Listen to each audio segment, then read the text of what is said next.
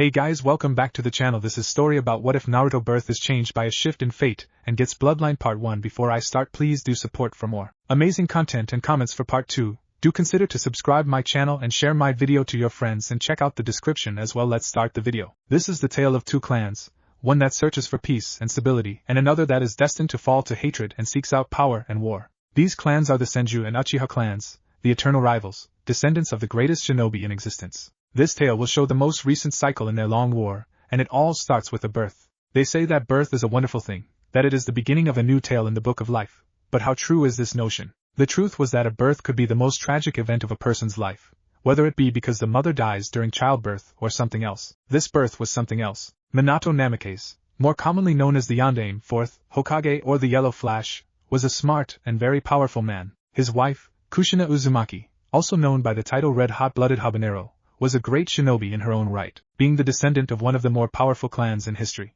It was not publicly known that these two were a couple, for their child's safety. Yes, the two were expecting a child and Kushina was well into her pregnancy. It was October 10th when the baby was finally ready to be born and Minato, as Hokage, was forced to have Kushina bear her child far outside the city for safety reasons. These reasons were simple. Kushina was not only his wife and her life could easily be put at risk if his enemies were to learn of the pregnancy, but she was also the Kyuubi, Nine-Tails, Jinchuriki. It wasn't publicly known that she was a Jinchuriki either, since Konoha, under the rule of the Sandaime, 3rd, and later the Yondaime Hokage, wasn't one of the villages that thought of their Jinchuriki as mere shinobi instruments, as tools to be used to better their military standing. In hindsight, that was foolish since the Kyuubi was the strongest Biju by a large margin, but no matter. They were already aware that the child was a boy, and they knew they were going to name him Naruto. It wasn't a normal name, being influenced by a novel written by Jiraiya of the Sannin, but it fit the bill quite nicely, so the happy parents were adamant that they use it. Minato went ahead of Kushina to prepare the birthing area, which was a notable distance away from Konoha, which wasn't really good considering Kushina was 9 months pregnant, but alas, sacrifices and mistakes were made.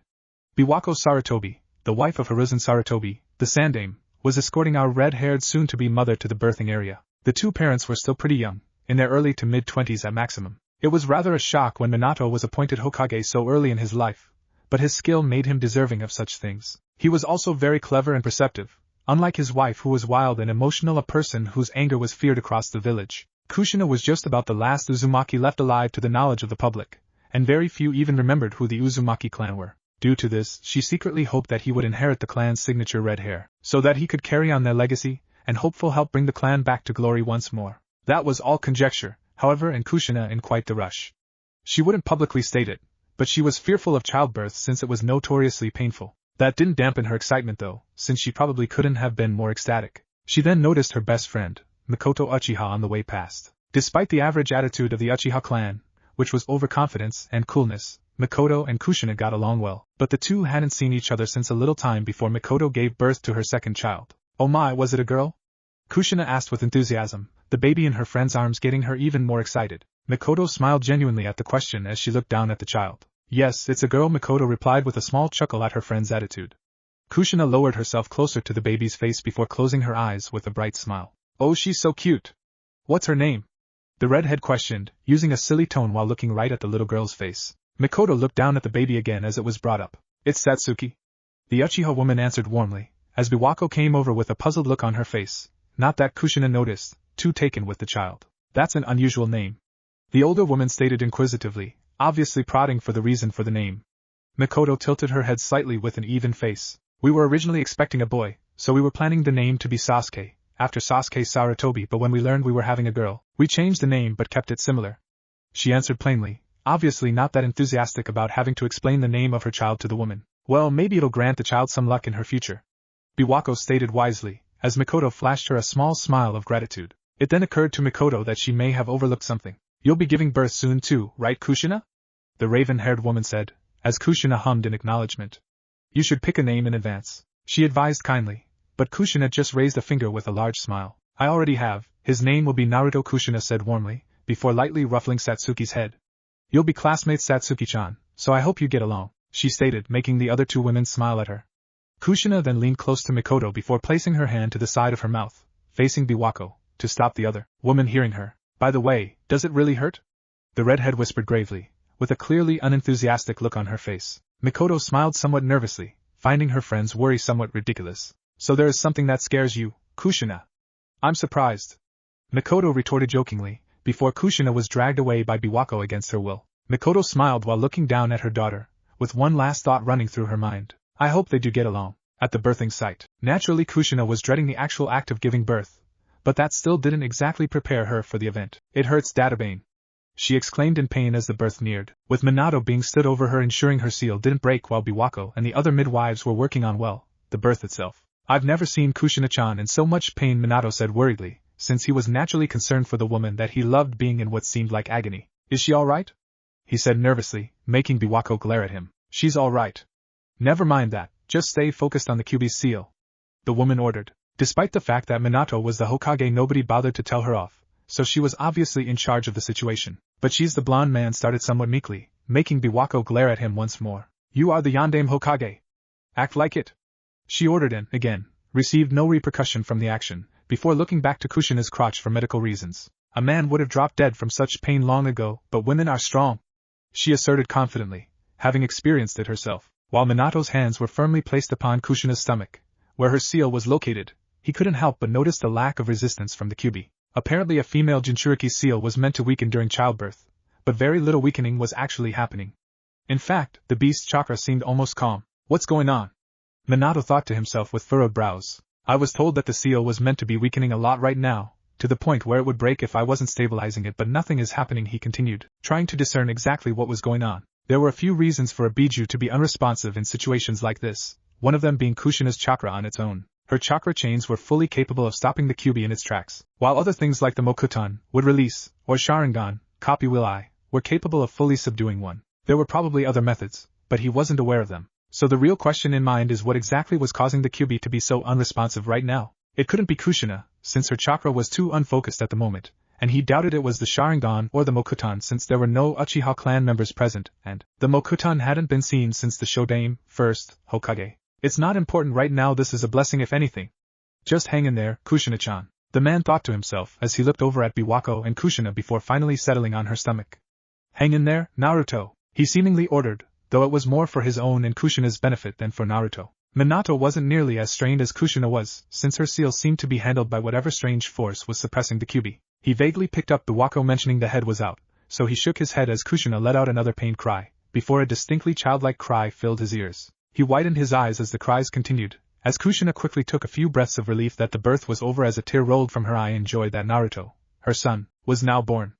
Minato then let out a laugh of joy as he wiped his own eyes with his sleeve, exclaiming that his son was now born. Biwako quickly chastised him, for seemingly the 100th time that day, for attempting to see the child before Kushina. As the child was brought before her, she saw several distinct traits about him. Despite just being born, he had a noteworthy level of hair on his head, all of it red to her liking, not that she'd tell Minato that, and 3 black, whisker-like marks on each cheek. He also had very bright, blue eyes like his father, so they each had something reflected in the child. Hey Naruto, Kushina said a little weakly, but with no small measure of affection. I finally get to see you, she stated happily, before Biwako raised the baby boy back up so she could carry him off, saying that they could see him later, but Kushina didn't really hear any of it. Too overjoyed that her child was now with them, that she had a baby of her own, it was a riveting thought. While things were happening around her, Minato placed his hand upon her own while flashing her a concerned but very appreciative smile. Are you alright, Kushina? Her lover asked, as she gave a convincing yes.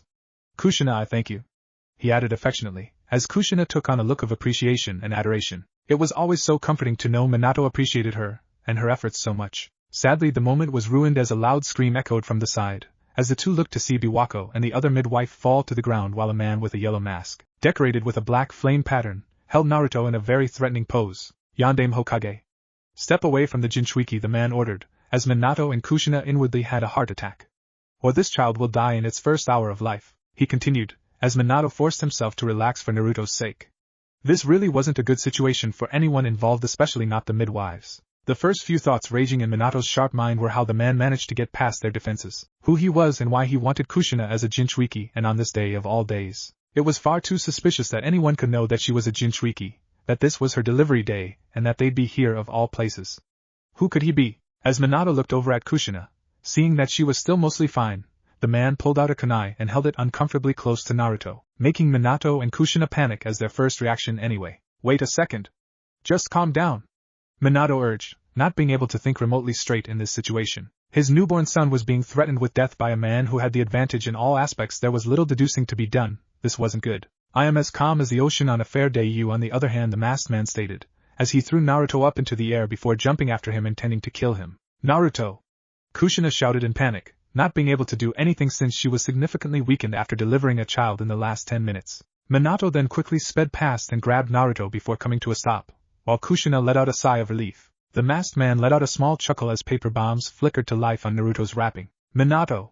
Kushina shouted, as he noticed the bombs on the wrapping and promptly threw it away before disappearing in a yellow flash. Kushina resorted to a mixture of glaring and cowering in return to the masked man's presence in the room alone with her. She had heard what he said, and it certainly couldn't be good news if he was after her because she was a Jinchuriki. The man casually stared at her for a few seconds before walking towards her at a rather agonizing pace. Kushina wasn't sure if she was refusing or simply too concerned to speak, since her mind was hardly on a steady level at the moment. The man then grabbed her arm, before seemingly coming to a surprise stop as though he saw something he didn't expect. He let out a rather furious-sounding growl before turning to Kushina, a fully matured Sharingan spinning in the singular hole of his mask. Kushina gulped instinctively, but noticed there was no incoming genjutsu. The Tomo's shape seemed to be spinning out of rage alone. Why isn't your seal damaged?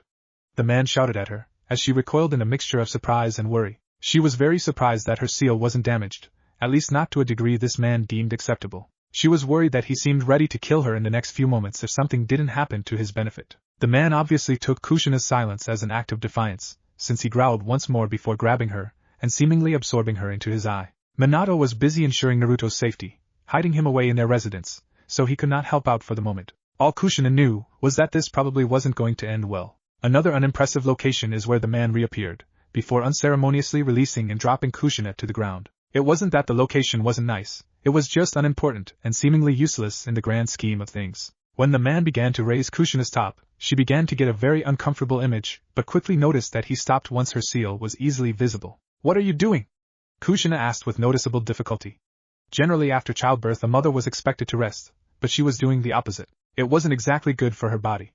The man let out a snort of derision before replying, Since your seal is somehow in one piece, I'll need to change my plans. The man replied, obviously unhappy with the surprise that Kushina wasn't going to be easy prey after her birthing for whatever twisted plan he had with the Kyuubi. The man placed a hand atop her seal and placed the other in a one-handed seal. Kushina could feel the seal reacting quite violently to the invading technique or chakra, since she began to feel the Kyuubi growing very restless within her. It wasn't often that she'd have to deal with the Kyuubi since she did a rather good job suppressing it on her own, but there were exceptions to that theme. Yes, that's it, the man thought with sick satisfaction as the seal began to become damaged, the stability and longevity of the sealing matrix lessening as the moments rolled by. What do you want with the Kyuubi?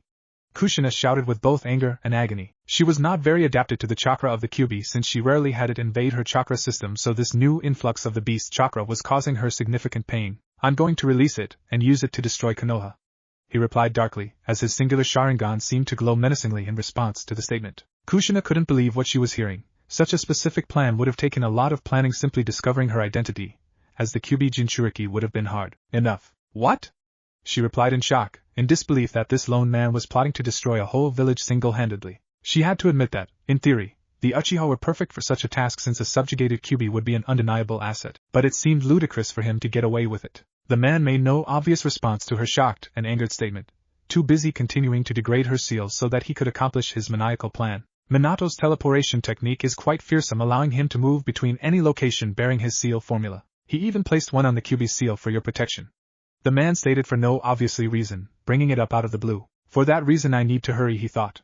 He wasn't stupid, he knew Minato could stop his plans if the man really tried, but he was confident he could get away with it if. His thoughts were cut off as he felt a presence behind him, before a kunai literally went through his face. He then jumped to the side to see Minato standing over Kushina with a mixture of bewilderment and seriousness. It couldn't be easy to accept that someone could become fully intangible. Trust you to interfere, Minato, though I suppose you aren't feared as the yellow flash for nothing, the man stated with obvious irritation, his plan steadily falling apart. If the seal had been weakened like he'd been sure of, then this wouldn't be happening. He managed to manually weaken it to an irreparable point, but not enough that the Kyuubi would be released anytime soon. Minato simply took to glaring at the man while Kushina lay on the floor, still exhausted. She was beginning to feel some strength return to her body though, and decided that it would be a good idea to wait for a moment to retreat, or something else. Minato would undoubtedly take it upon himself to defeat this masked man, so that wasn't exactly a huge problem, but they had no idea the true strength he possessed, and how could he become intangible? Certainly such a thing was impossible. Suddenly and without pause, the man dashed at Minato with surprising speed. Minato threw one of his signature three-pronged kunai at the man, and it once again went straight through him. Pulling out another one, Minato stabbed at the man and went through him. The man then grabbed Minato and began sucking him into some sort of vortex in his eye. Minato's eyes widened before he teleported to the kunai he threw through him at the beginning, as the man turned to face him. He can make himself completely intangible when I strike, and yet he becomes physical to strike back. He's also capable of absorbing someone or sending them somewhere through contact. Who is he? Minato thought to himself as the man let out a small laugh. Kushina had moved a small distance away to avoid being caught in the crossfire, but was feeling the damage on the seal. You're quick, Yandame. A more elusive foe probably does not exist, the man said, as he dropped a chain out of his sleeve before attaching it to each of his wrists via small bracelet-like sections on each end of the chain. Minato stared at the man closely, looking for any obvious weaknesses as the man pulled down his hood. Why are you here? What do you want with the Kyuubi? Minato asked, his stance becoming more serious as he prepared for another attack. The man was obviously sure he could do something to the beast to make it follow him, and he was an Uchiha, which could only mean, I wish to use it to destroy Konoha. I guess you could say I simply want the village gone, he replied vaguely, his Sharingan once again simply staring right at Minato while it began to shine darkly. As Hokage, I can't allow that, Minato said confidently as the man dashed at him again, this time accompanied by the chain flailing in a seemingly useless fashion behind him. Minato threw another kunai at the man as he formed a Rasengan in his hand. The man reached out at the same time, and was just about to make contact as he seemed to eye-smile. I win, he thought, before Minato disappeared. He then felt a powerful blow slam into the back of him which caused him to fall to the ground as the earth shook from the force and damage. He let out a grunt of pain as Minato jumped back, before he stood up, one of his arms melting from the damage into a white gooey substance. He used that kunai to teleport behind me. Damn you, Minato, the man seethed in his mind as he realized his plan had little chance of success at this point. He growled angrily as Minato seemed to stand victoriously. Your plans end here, face it, you've lost, Minato said with certainty, as the masked man growled at him but remained otherwise still. Letting out a sigh, he locked eyes with the blonde man. You win this time, Minato, but the Kyuubi will be mine. There are plenty of ways for me to do so, he said before he began to absorb himself into his own eye, which was an unusual sight. He then felt a surge of pain, and the absorption stopped prematurely. He looked down to see a distinct golden chain impaled through his chest. And no! I forgot about her, the man shouted, as he dropped to his knees.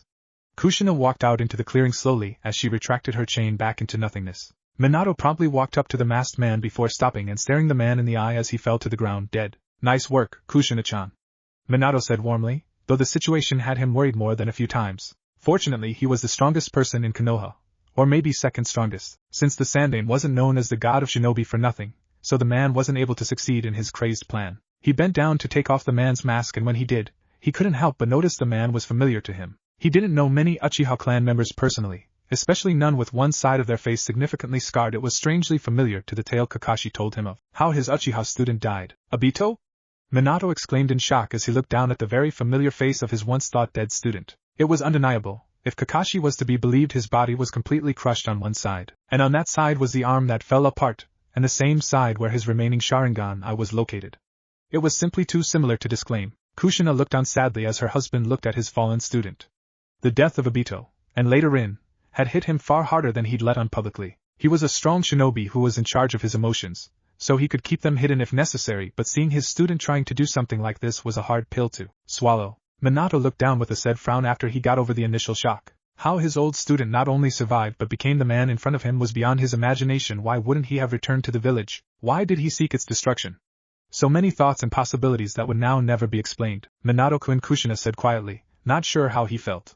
What she wanted to say was important though, and it couldn't wait. When he turned his attention to her, she knew that he had remembered what had just happened. Kushina-chan, are you alright? Did he do anything? Minato asked quickly and concernedly, making Kushina feel the need to laugh at his overprotective attitude. She didn't laugh though, since Obito did do something quite bad. I'm fine for now. He damaged my seal. I don't think it can be repaired, she said with fear in her tone. It wasn't common knowledge, but most Jinchuriki knew the fate that preceded them if their Biju were to be released or extracted from within them. Minato looked on with shock as he registered what the problem was. Then what do we? Minato started, unsure what needed to be done in this situation. Kushina smiled unconvincingly as she covered his mouth with one of her hands to cut him off mid-sentence. I'll probably need to transfer the Kyuubi to someone else, the red-haired woman said strongly, but she certainly wasn't feeling confident about it. She didn't wish to die. To leave her son without a mother, there was the possibility she could live due to her Uzumaki heritage, assuming she received proper medical care, but there was the undeniable possibility that transferring the Kyuubi would kill her. Are you sure about this? The blonde man asked neutrally, trying not to let his emotions rage free since he was all but certain he'd become very illogical and tried to talk her out of it, which would be a terrible idea since she'd end up dying when the Kyuubi broke free anyway. It's the only option. If I don't transfer it, the Kyuubi will be released, Maybe not today, maybe not tomorrow, but eventually. Kushina stated surely, since it was unavoidable. Minato couldn't help but nod at her logic, finding it a little funny that she was acting the most level-headed of the two of them. But who would you transfer it into? Minato asked, unsure of who they could use. The only person I can think of is, as he continued, before realizing that the only readily available and suitable candidate would be Naruto. Kushina muttered lowly. A thick silence is what invaded the atmosphere after the proclamation, since the two parents were faced with the almost impossible action of turning their own flesh and blood child into the container of a dangerous monster. It was certainly not an action either of them would have liked to choose. Minato looked at Obito one last time before shaking his head. Then I guess that's the answer, he replied, while the two of them had the decency to look remorseful of the action they were about to take. Minato just prayed to Kami that Kushina would survive.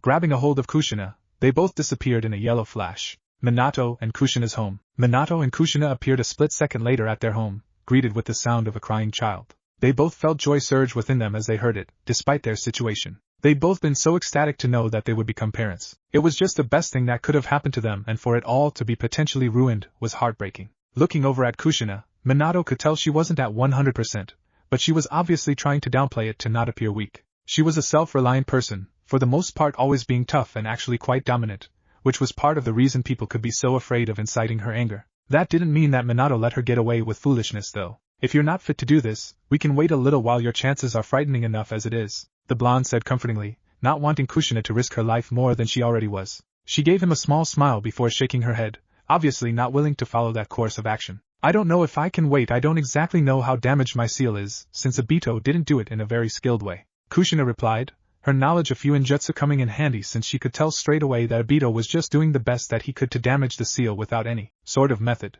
Minato ran a hand through his hair in annoyance. It was hard for him to be angry at Obito since he had no idea what the boy had been through since his death, but he did attempt to kill both Kushina and Naruto, so he definitely wasn't just going to ignore it. Wordlessly accepting her logic, he walked over to the bed that Naruto was currently in with her at his side, before Kushina scooped him up and a small tear silently fell down her cheek. She would absolutely hate herself if she died transferring the QB into him, since not only would she be burdening him, for his whole life, for that matter, but also ridding him of his mother. Minato gave himself a few seconds to breathe before summoning a small ceiling altar, while Kushina placed him down atop it. He then used the Hack no Fuin Shiki, 8 trigram ceiling style, to create a powerful ceiling matrix for the QB to be sealed into. For the moment, the seal remained empty, but that would all be rectified shortly. We should go to the hospital for this, Minato said, his tone not giving her much room for argument. The logic wasn't exactly difficult to perceive, since a hospital would have an abundance of medic neem that could stand in waiting for Kushina to transfer the QB before moving in to attempt to stabilize her. Okay, let's go,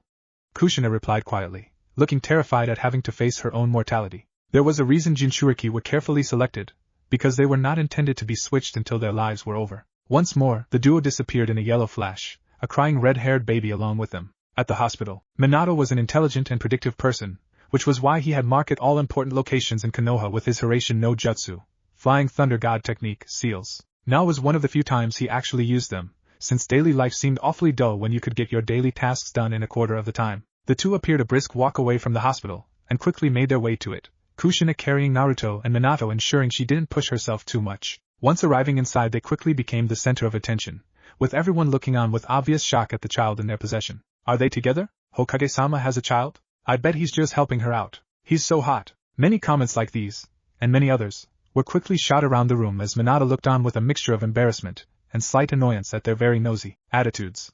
It could be forgiven, since he was, by all accounts, a very popular Hokage and leader to the village. Ignoring most of the attention they were getting, the two walked up to the front desk like anybody else, breaking the receptionist out of her reverie. She quickly straightened out her stance to a rather laughable proportion, but Minato wasn't planning on laughing anytime soon. I'm going to need a few highly experienced medic neem in a private room, quickly if you don't mind, Minato said with authority but also respectfully, in a way that didn't seem to fit the village leader while talking to a mere hospital staff member. She nodded rigidly before speaking. Oh, of course, Hokage-sama, the receptionist said, as she walked off before ushering them to follow her. After a small walk, and up a few flights of stairs, they arrived at a secretive room, which was at the end of a hall and was quite out of the way. She led them in before dashing off to find a few staff members. Minato then lay Kushina down to a bed, giving her the most convincing smile he could before the requested medic neem arrived. Minato let out a cough before straightening out, getting into what he liked to call Hokage mode. I bet you're all wondering what I called you here for, Minato started, earning a few nods and a yes or two.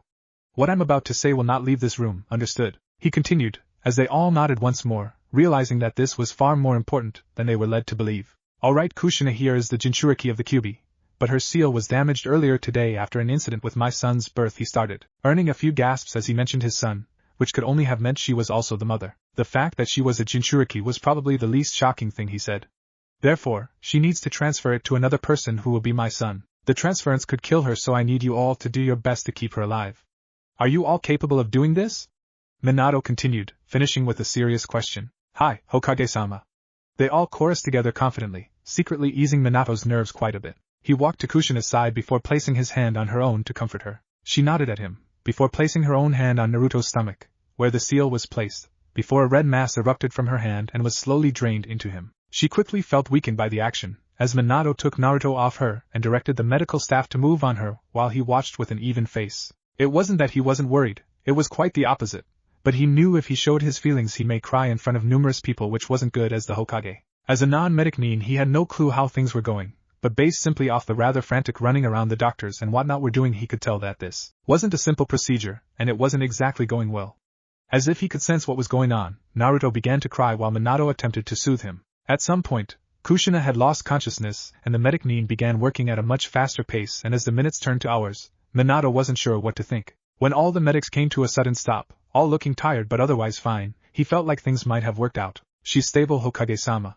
One of the medics breathed out tiredly, as a large smile broke out across Minato's face before he walked over and placed Naruto at Kushina's side, knowing that having him with her would probably benefit her in some small way. Thank you all so much, Minato said joyously, as they all smiled at the gratitude and joy in his voice. Can anyone report her condition? He added, now acting far more seriously. One of the medics cleared his throat as the attention shifted to him. She's undergone a lot of stress and her chakra system is badly damaged by the removal of the Kyuubi. Besides that, she should be fine. We repaired the chakra network as much as possible, but she may not be capable of shinobi duties for a while. We recommend she not perform any strenuous activity, the man said professionally, as Minato nodded at the analysis. It was comforting to know she didn't have any long-term side effects, and not being able to do shinobi-related duties wasn't so bad since she would need to look after Naruto anyway. Not that he wouldn't help, it was just that he had Hokage-related duties. Thank you. You're all dismissed. I'm very grateful for your efforts, Minato said, before remembering something. But remember, none of this leaves this room, not the exact details anyway. You can make a sort of alibi. Tell people Kushina was experiencing post-birth issues, he added, as they all nodded before making their way out, though many shot another look at Naruto and let out an ah. Once they were all gone, Minato let out a long breath and collapsed into a seat beside the bed. It had been a long day, but they'd all made it, and now they were a family. Life was looking good. The day had been nearly disastrous for Minato, Kushina, Naruto and the whole of Konohagakure, so nobody could blame the new family for sleeping off the night. Well, they tried to anyway. Unfortunately for them, little Naruto was being rather loud throughout the night. Kushina and Minato would take turns attempting to make him sleep, or attempting the tough love thing of letting him cry it out. Suffice to say, neither option worked very well. It was almost horrifying just how much oxygen such a small person could use up in one night. For this reason, the couple were absolutely exhausted. It seemed Naruto didn't understand the difficulties of the day, since he made no attempt to make it any easier on them. Still, the day had passed and now both Minato and Kushina had duties to deal with. The list wasn't exactly short, but Minato decided to start with the most pressing. He sent out a message to assemble the elders and the Sandaime so he could discuss the events of the previous night, along with breaking the death of Biwako to the previous Hokage. It was never easier doing these things, but fortunately Hiruzen was an old and wise man, so he would probably be able to deal with it. So here he was, in his office with Hiruzen, Koharu and Hamura, the two council members. I bet you three are wondering why I called you here so urgently, Minato started, standing from his seat and walking around the front of his desk. The three of them nodded calmly, since it was fairly rare that Minato called upon them. There was an incident last night, involving the birth of my son, he continued, not caring that neither of the council members knew he was having a child. Hiruzen was well aware, since his wife was in charge of delivering the child and Minato trusted him a great deal. What kind of incident are we talking about? Hiruzen asked neutrally, also ignoring the looks of shock from the two council members. Hamura gained an annoyed and indignant scowl from the lack of attention the two Hokage were showing them, and decided to air his concerns. Hang on a minute, why were we not informed of these events? Hamura shouted at Minato, who rubbed the bridge of his nose tiredly, not having time to put up with these two fools. It was a tiring day, night and morning. He just wanted to get this over with. As you may or may not be aware, my wife was the Jinchuriki of the Kyuubi. It was in the village's best interest that people who were aware of that information not be informed about the pregnancy to avoid exactly what happened yesterday, the blonde Hokage said sternly, making Hamura fall silent quite quickly. It didn't serve him much good to argue with Minato. The man was very effective in his planning. You're saying that someone attempted to take advantage of the seal's weakening? Hiruzen asked suspiciously. It was almost impossible for someone to obtain all the information required to make such a move, and for Minato to call them all meant it must have been nearly successful. Hamura and Kohara looked shocked at the statement, since they were well aware of the repercussions. Yes, that person was able to infiltrate the barrier, use my son as leverage to separate me and Kushina, and nearly succeeded in releasing the Kyuubi. We were only able to stop him because the seal was less weakened than it should have been. Minato replied bitterly, severely disappointed in himself for allowing someone to get so close to releasing the Kyuubi. The fact that this person was Obito, who was nowhere near his prowess before his death, was all the more concerning. What would happen to Biwako? Hiruzen asked concernedly, while Minato's face fell somewhat. It really wasn't nice to deliver this news. I'm afraid she died, Hiruzen. The man replied sadly. Hiruzen nodded and lowered his head a little before clearing his throat, looking far more passive than he was expected to be. It was clear he was using his expertise to hide his emotions, though that probably wasn't good for him. What happened to this man? Who was he? Kohara asked inquisitively, deeply interested who could get the better of Minato Namikaze, one of the strongest shinobi alive. Minato frowned at the question, not really happy about it. The man is dead. His name was Obito Uchiha, my deceased student, he replied calmly, and Hiruzen quickly remembered the news of Obito's death. If the boy had survived such a fatal situation, then there was obviously something suspicious going on. Was this a plot from the Uchiha clan? Hamura asked sternly. Minato suppressed the urge to sigh at the question, since the council always seemed to need a reason to blame the Uchiha clan. It was strange, but it was mostly due to the Nidame's distrust of the clan and the fact that the council along with Hiruzen and Danzo were in his team. I don't believe so. He seemed to be acting of his own accord, since his plan was to ravage Konoha. The point is, we need to bolster our security. I don't want this happening again, Minato said decisively, not giving room for debate. The elders, along with Hiruzen, got up, gave a bow and quickly left. Minato let out a sigh. This would be a long day too. Namikaze household. Please stop crying, Databane. Kushina quietly raged, having more issues than she was ready to with little Naruto. He was like a tiny demon, sent to ravage her eardrums. Not that she thought that. A mother always thinks their child is an angel. Well, all good mothers. That didn't stop Naruto from crying though, since it seemed impossible to stop the boy. I need a better plan, Kushina thought to herself, a small vein bulging out of her head. Who could blame her for having a short fuse right now? She gave birth, was immediately kidnapped, transferred a demon linked very closely with her chakra network, and got barely any sleep through the night. Worst birth ever. Would you like to hear a story, Sochi-san? I think? The red-haired woman asked the child, who actually seemed to quiet down a little to look at her intently, though it may have been her imagination. All right, let's see. Oh, how about a little story about where I came from? It was a huge city called Yuzushiobikyo that was filled with people from the Uzumaki clan. Tusan was a nice man named Kanyumi Uzumaki. I never knew my mother, but I remember my Tusan saying she was an attractive blonde woman who got pregnant on accident. Kushina started, thinking back to the description of her mother, something about a beautiful blonde shinobi who was there temporarily, to restock on supplies. Anyway, everyone there had red hair, like you and me. Yes, that's right. Like you and mommy, the woman said playfully, as Naruto started giggling cutely. She was somewhat glad nobody was around, but this was how mothers were meant to be, right? The village was on an island surrounded by big whirlpools, big spinning water things, she said excitedly as she spun around a little for reasons not discernible to anyone who may have been watching. She then felt a presence and paused, turning very slowly to see the smiling face of Minato. Don't you say a word, she hissed with a very distinct blush. Minato laughed at her embarrassment, not quite sure why she thought he'd care that she was doing what she was. That was quite normal for mothers, so it wasn't exactly a bad thing. I thought that was wonderful. I knew you'd be a great mom, Minato said warmly, as he walked forward and hugged her, their child between them looking more complacent than he had since his birth.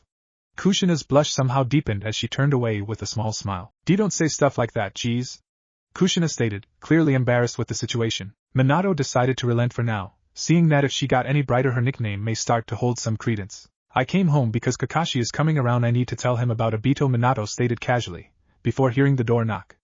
Oh, speak of the devil, he continued with a smirk as he walked over to the door. Opening it, he saw his student clad in his regular ANBU uniform, missing only the mask. Sup, Minato-sensei? Kakashi said coolly. Minato laughed a little awkwardly at Kakashi's hip attitude, as Guy had taken to calling it. Gesturing him inside, he walked a few feet before pausing, his singular eye being glued to the young form of Naruto. Is that? He continued in surprise, having somewhat forgotten about the boy's birth date. Kakashi, I'd like to introduce you to my son Naruto, Minato said proudly, making Kushina smile as she looked down at him. Kakashi tentatively walked over to the woman and looked at the boy, and he could quickly tell that he was their child. Sharing his father's eyes and his mother's hair, it was almost uncanny. Hey little guy, aren't you small? Kakashi said with warmth that he hadn't been acquainted with since the death of Obito and Rin. Minato smiled at the fact that his son could crack Kakashi's shell so easily, finding it a little amazing in fact. "Do you mind if I hold him?" he asked slowly, not sure if it was alright to ask such a thing. Kushina pulled Naruto a little closer to her, seemingly trying to protect the child from some sort of danger. Minato shook his head casually at her overprotective attitude. She would definitely make a good mother, whether that meant she'd also spoil the crap out of the kid was irrelevant. Walking over, he placed a hand on her shoulder and gave her a disarming look. Frowning, she slowly gave Naruto to Kakashi, but not before giving him a death glare should he do something wrong, giving the woman a small eye smile. Since even at this age, he still wore his infamous mask, Kakashi very carefully took Naruto off her. Naruto quickly looked up at Kakashi with a seemingly interested face, before cutely raising his hands to touch the silver-haired boy's face. Kakashi laughed at the boy, somehow knowing that he would be rather close to the child in future. "He's very lively, isn't he?"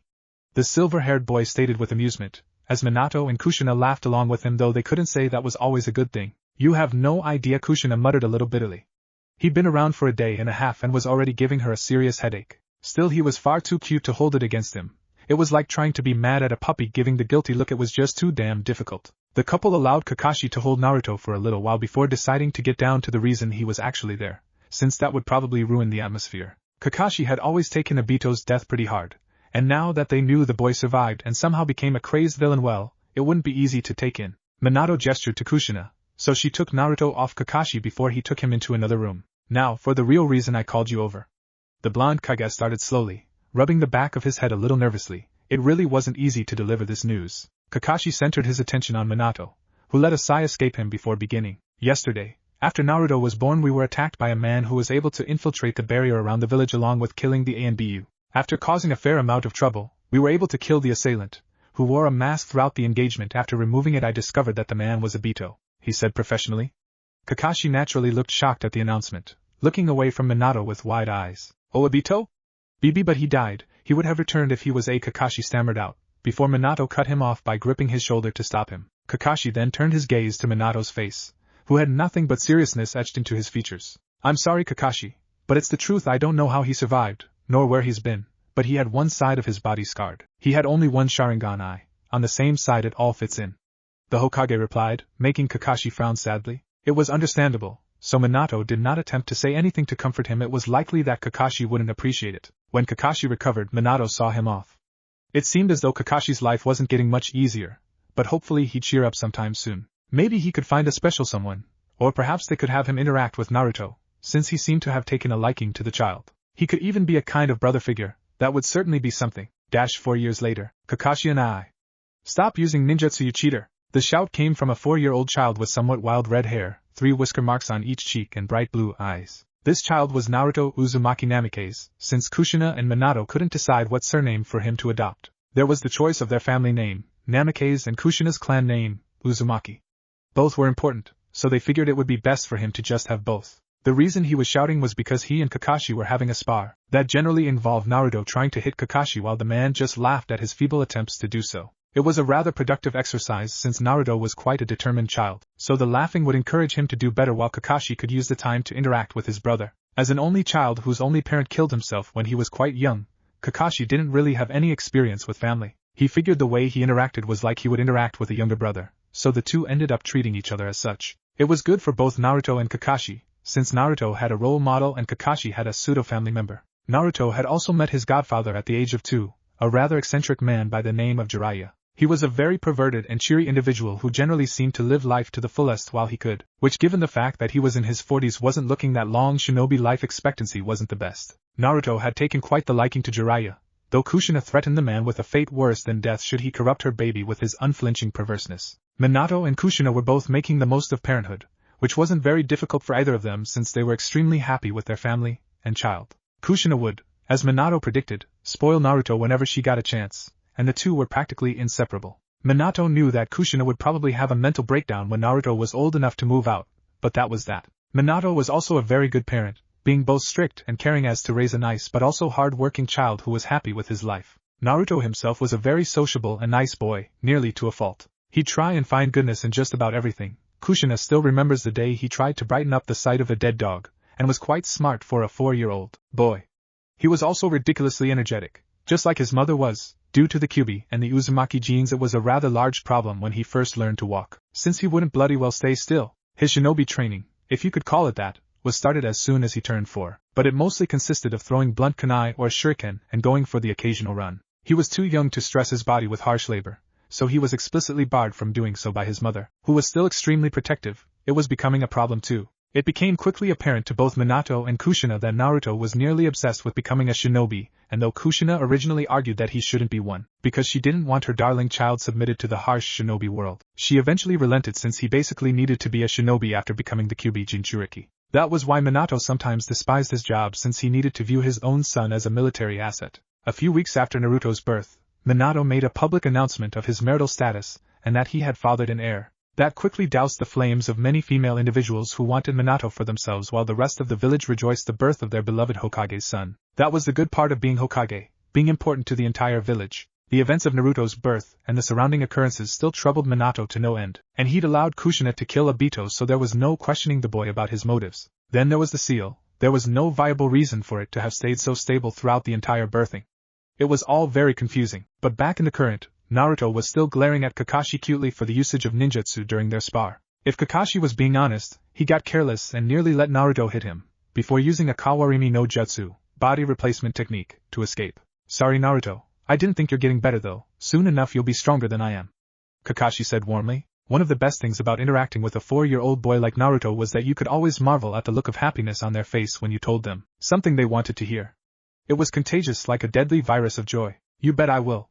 Then I'll beat Toussaint and become the strongest person in the village, Naruto boasted childishly, though Kakashi couldn't find it in him to argue. Off to the side around a small table, Minato scoffed jokingly at the proclamation while Kushina giggled cutely at Naruto's attitude. It really never got old. Of course you will, so long as you work hard for it, the silver-haired man retorted wisely, making Naruto frown cutely in thought. Minato was glad that Kakashi was teaching Naruto important things like this. It wasn't as if he wasn't doing so himself. It was just refreshing to know Kakashi wouldn't fill his head with nonsense. Kakashi had opened up a lot over the past 4 years, thanks in no small part to little Naruto, the bundle of joy, and had managed to overcome his PTSD, post-traumatic stress disorder, that had resulted from the death of Rin at his own hands, even if it was inadvertent. Obviously Kakashi's interaction with Naruto was very beneficial to his mental health, so Minato encouraged it when possible. As Naruto continued to, pointlessly, attempt to attack Kakashi, Minato and Kushina were just watching with amusement, pride and contentment. Life had indeed been pretty awesome since Naruto was born, even if they included the times where he would keep them up all night, to the point where Minato was starting to get too cheery. It really didn't reflect well on him as Hokage if he was always happy about everything, but he hardly cared. There was the slight issue with the Hyuga clan last year, when a supposed peace treaty was used as a guise by Kumogakure to attempt to kidnap the clan heir of the Hyuga. It ended rather badly for them, since the one who attempted to do so was quickly killed by Hayashi Hyuga, the clan head, and the whole thing ended in failure. Kumo attempted to get Hayashi killed and sent to them for the betrayal of the treaty, but Minato was sharp and easily able to negotiate the event to a point where neither side benefited from the endeavor. He really is the best child we could have hoped for, Kushina stated with adoration. She and Minato had probably gotten even closer since Naruto was born, and the two were far happier now that their marriage was public knowledge. No arguments here, Minato replied, pulling Kushina closer to him.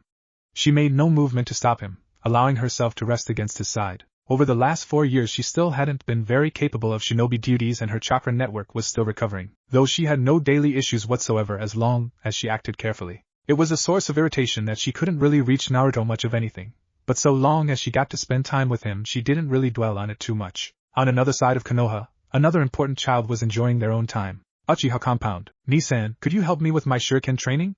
A cute, 4-year-old girl with black hair and a small ponytail, and equally black eyes asked. Her brother turned to her and gave her a quick prod on the forehead with his index and middle fingers. Forgive me Satsuki-chan, maybe next time, came the voice of Itachi Uchiha, the prodigious son of Fugaku Uchiha, the head of the Uchiha clan. Satsuki frowned in a childish pout, turning away from Itachi.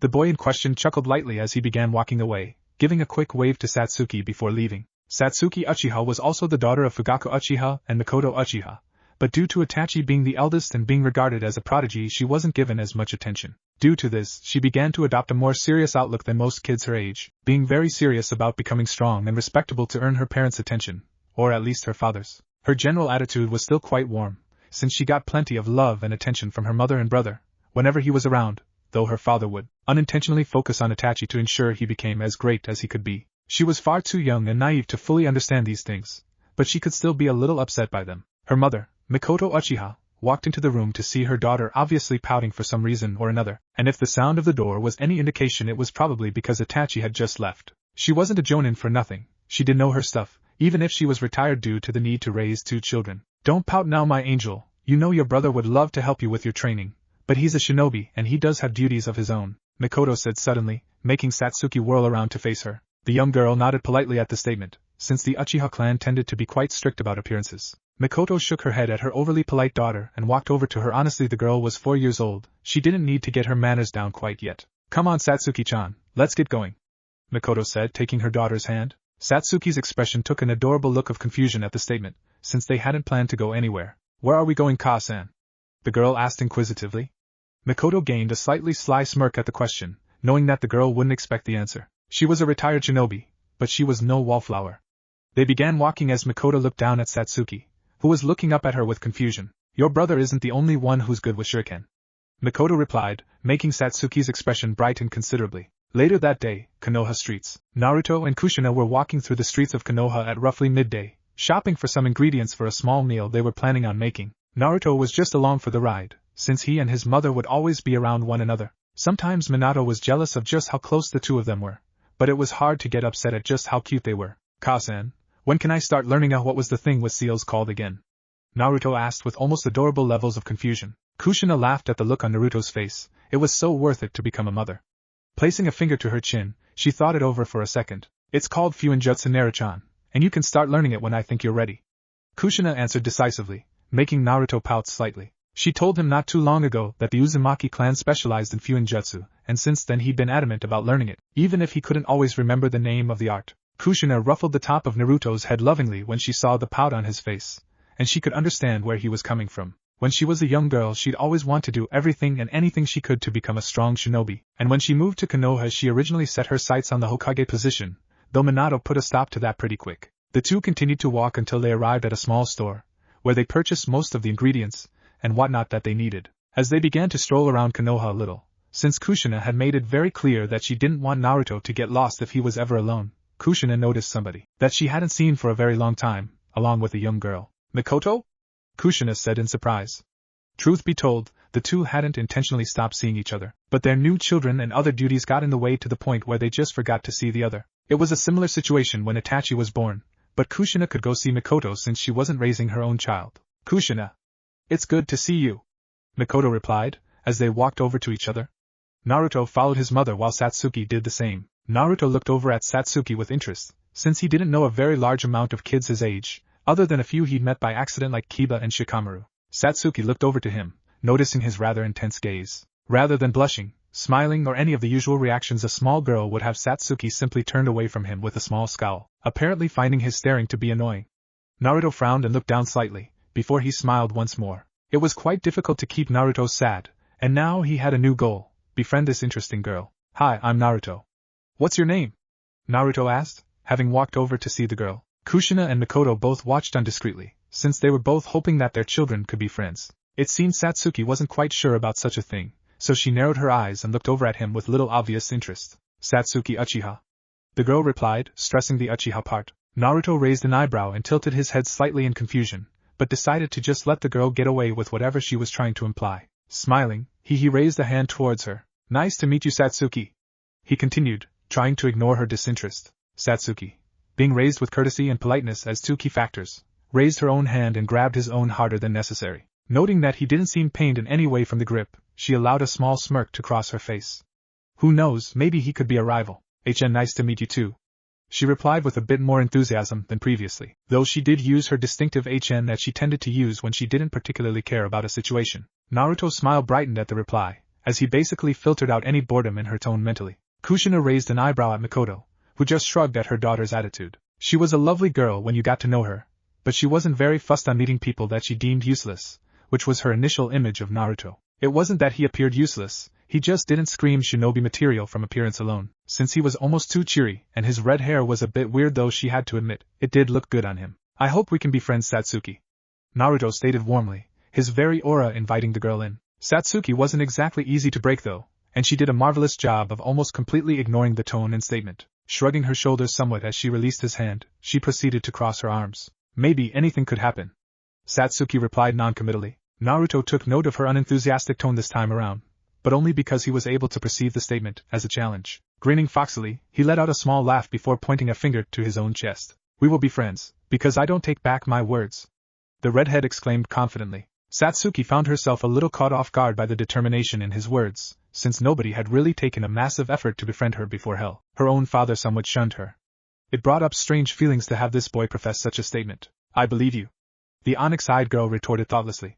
Kushina and Mikoto smiled, knowing that Naruto had obviously done something right if the look on her face was any indication. Mikoto could already tell that Naruto had a way with people, and that he'd undeniably be a good influence on her daughter. It was a good thing she and Kushina were friends, since they could manipulate events to get the two together, when necessary. Naruto's infectious smile was almost annoying with its intensity, as though it was trying to be the happiest thing in existence. Unfortunately for Satsuki, she had little time to be annoyed by it before the infectious aspect of it took over. Against her will, a small but sincere smile broke out across her face, making her turn around to attempt to hide it. "Well, we should probably be going. How about you come over sometime?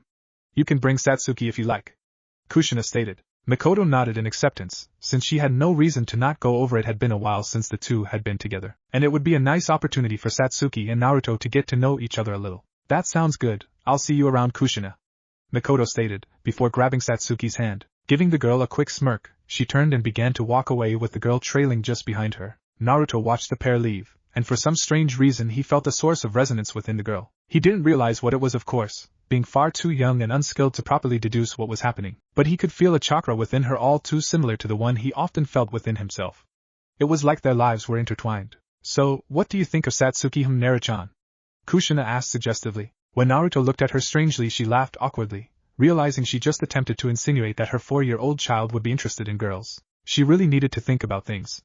Regardless of the way she asked the question, Naruto still decided to answer. "She's a little moody, but I think she's a nice person," he replied honestly, as was his usual reaction. Whether it was because he was 4 years old or because that's who he was unclear, but Naruto never seemed to lie about anything. Kushina also knew he was a strangely good judge of character, so that was that. Over with Mikoto and Satsuki, Mikoto was having similar thoughts. Her daughter had never been the most social person, so she would try and make her befriend Naruto if at all possible, at least so she wouldn't have no friends whatsoever when she entered the academy. The Uchiha clan were generally a little stuck up and considered themselves to be better by default, so Mikoto would try to ensure Satsuki didn't follow the trend. Who knows, maybe Naruto could show her that non-Uchiha were strong too. "So, what are your thoughts on your new friend, my angel?"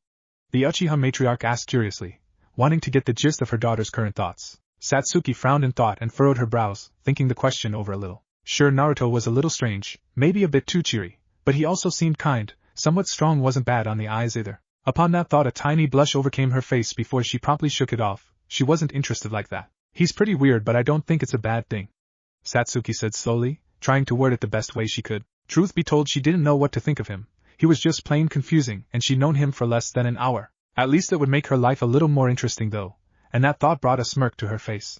Everything's going according to plan, was the shared thought of both Mikoto and Kushina. Roughly 2 months passed from that point, and Naruto and Satsuki had seen each other a few more times after the initial meeting. The two seemed to have differing opinions of where their relationship was heading, since Naruto wanted them to be friends while Satsuki was almost as stubborn as he was, claiming that the two of them were rivals.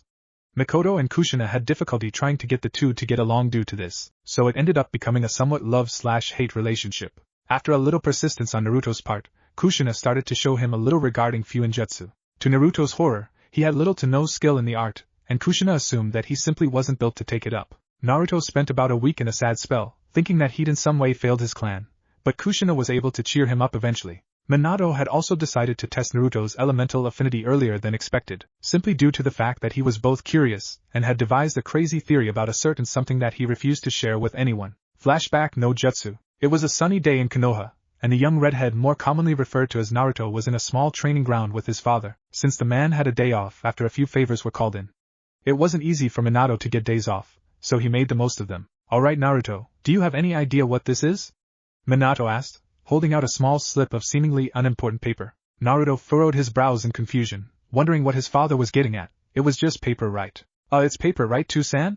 Naruto answered a little unsure, thinking that it had to be a trick question. Minato had taught him that lying and trick questions were somewhat identifiable by body language and facial expressions, but he hadn't gotten many of the key factors memorized yet. Naturally, Minato let out a hearty laugh at Naruto's innocence, and ruffled the boy's hair affectionately before quieting down. Holding the paper upwards, he poured chakra into it steadily before starting to talk. Close. It's chakra paper.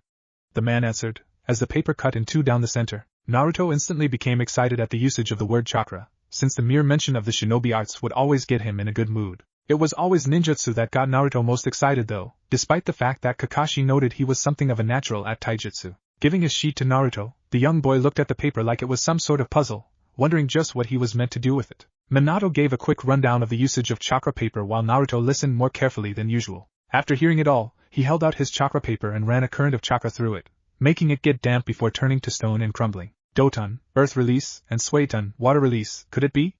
Minato thought to himself with furrowed brows and an easily noticeable frown on his face. Naruto saw the expression and assumed that he'd done something wrong, which quickly broke Minato out of his reverie. Sorry about that, it seems like you have the Doton and Sueton affinities, Minato stated, making Naruto smile at his awesomeness. It was known that dual affinities were somewhat rare, so it obviously made a ninjutsu freak like Naruto rather happy to hear he had two affinities. Flashback no jutsu. Kai. Since Naruto had two affinities that Minato was not trained in, he took the liberty of getting a few scrolls containing low-level techniques, along with a highly classified scroll from the Hokage's library that mixed in with his crazy theory. Kakashi, upon hearing of Naruto's affinities, volunteered to help out with the boy's training, since despite his singular affinity he was trained in both Doton and Sueton, thanks to the Sharingan. Kushina obviously wished to oversee Naruto's training with his water ninjutsu, since she had a Sueton affinity herself, like many Uzumaki were known for. It made sense. Yuzushiogakure was surrounded on all sides by water, so perhaps environmental factors affected nature affinities. It would certainly explain why each great village had a dominant affinity. Konohagakure was known for fire, Sunagakure was known for wind, Kumogakure was known for lightning, Kirigakure was known for water, and Awagakure was known for earth. Alright, what's first in the scroll? Sueton, Mizurappa, 1. Water release, wild water wave. Alright, that seems simple enough, Kakashi stated, moving back from Naruto a little. They were currently in a pretty basic training ground with fair access to all resources, water, ground, etc. Naturally, Naruto had not yet learned to mold his chakra, but it was still wise for him to get the idea of how ninjutsu worked on a basic level. Sueton, Mizurappa, 1.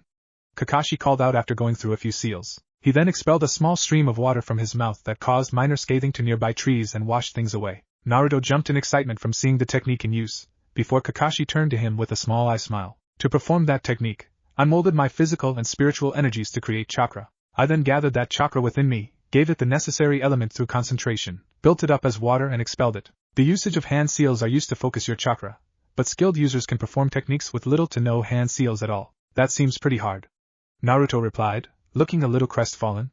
Kakashi smiled behind his mask, his brows arched in a mixture of pity and warmth. It was always amusing to see the different expressions Naruto took on, since the boy always seemed impossible to say no to regardless. It can be to begin with, but it becomes second nature in no time, the silver-haired ANBU operative replied. It wasn't actually that difficult once you got a handle on it, but by description alone he could easily understand how it may come across as such. Naruto nodded, his crestfallen look being replaced with his usual radiant smile.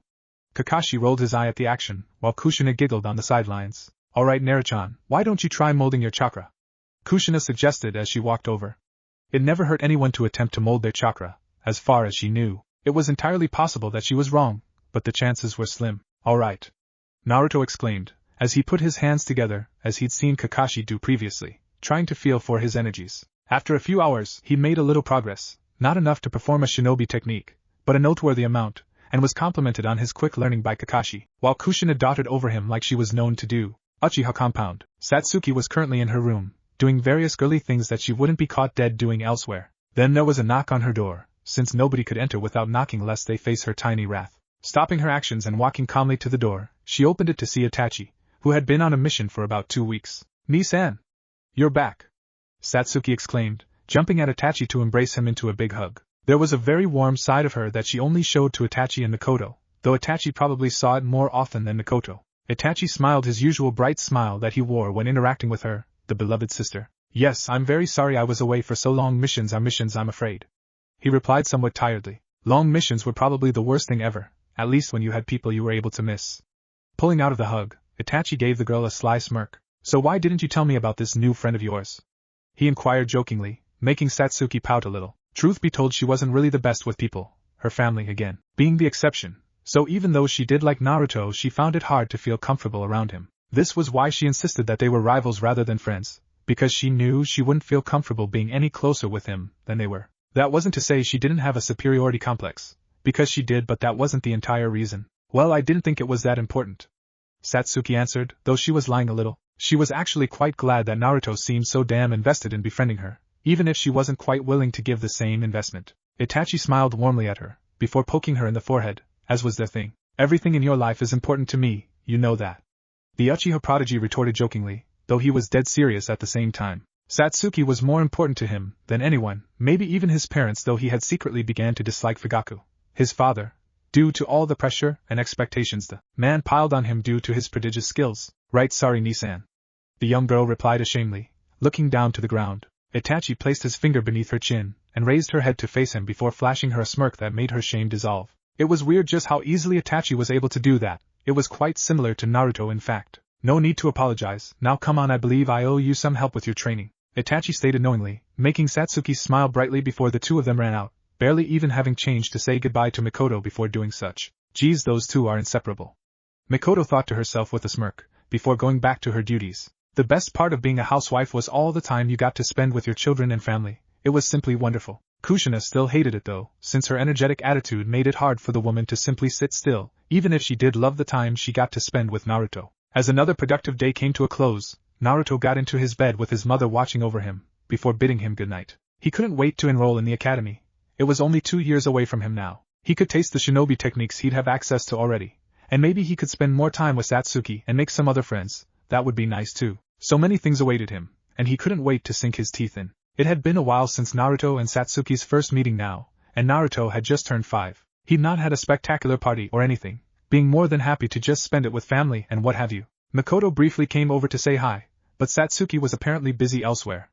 Naruto was a little disappointed, but otherwise understood. Naruto had, over the course of the year, managed to crack through Satsuki's shell a little, to the point where she somewhat acknowledged them as friends. She still preferred to refer to them as rivals, but she was willing to swallow her pride when necessary. Naruto had also gotten closer to Mikoto, since the woman ended up spending time near him so often.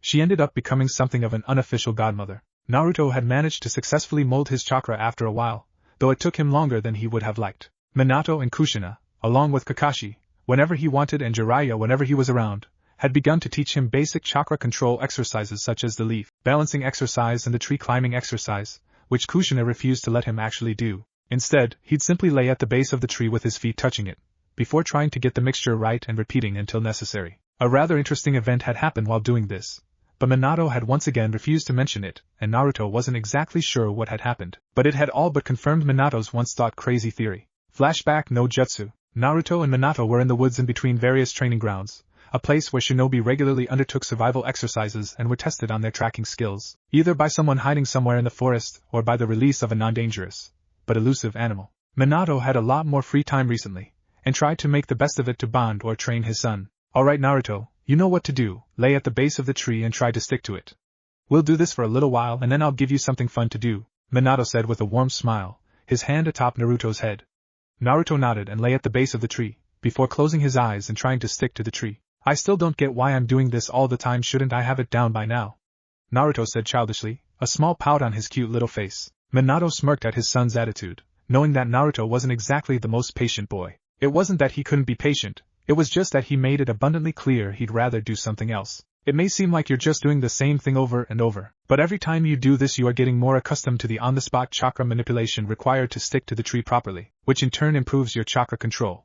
Trust me, it's a very useful exercise, the man urged, to while Naruto hummed and acknowledged. After a few moments, Naruto began to ease up and the chakra flow at his feet seemed to increase. Minato narrowed his eyes and furrowed his brows, using his sensory ability to check what was going on. To his amazement, he could feel Naruto's chakra within the tree, but that shouldn't have been happening. Trees were filled with nature energy and chakra was a completely different source of energy.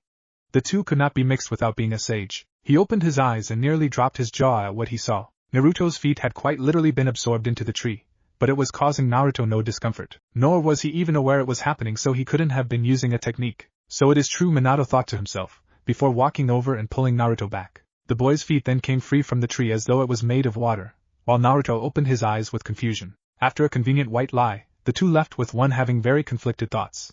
Flashback no jutsu. Kai. After the event, Minato had inexplicably been speeding up Naruto's training to the point where Kushina was becoming actively convinced that the man was worried for Naruto's safety.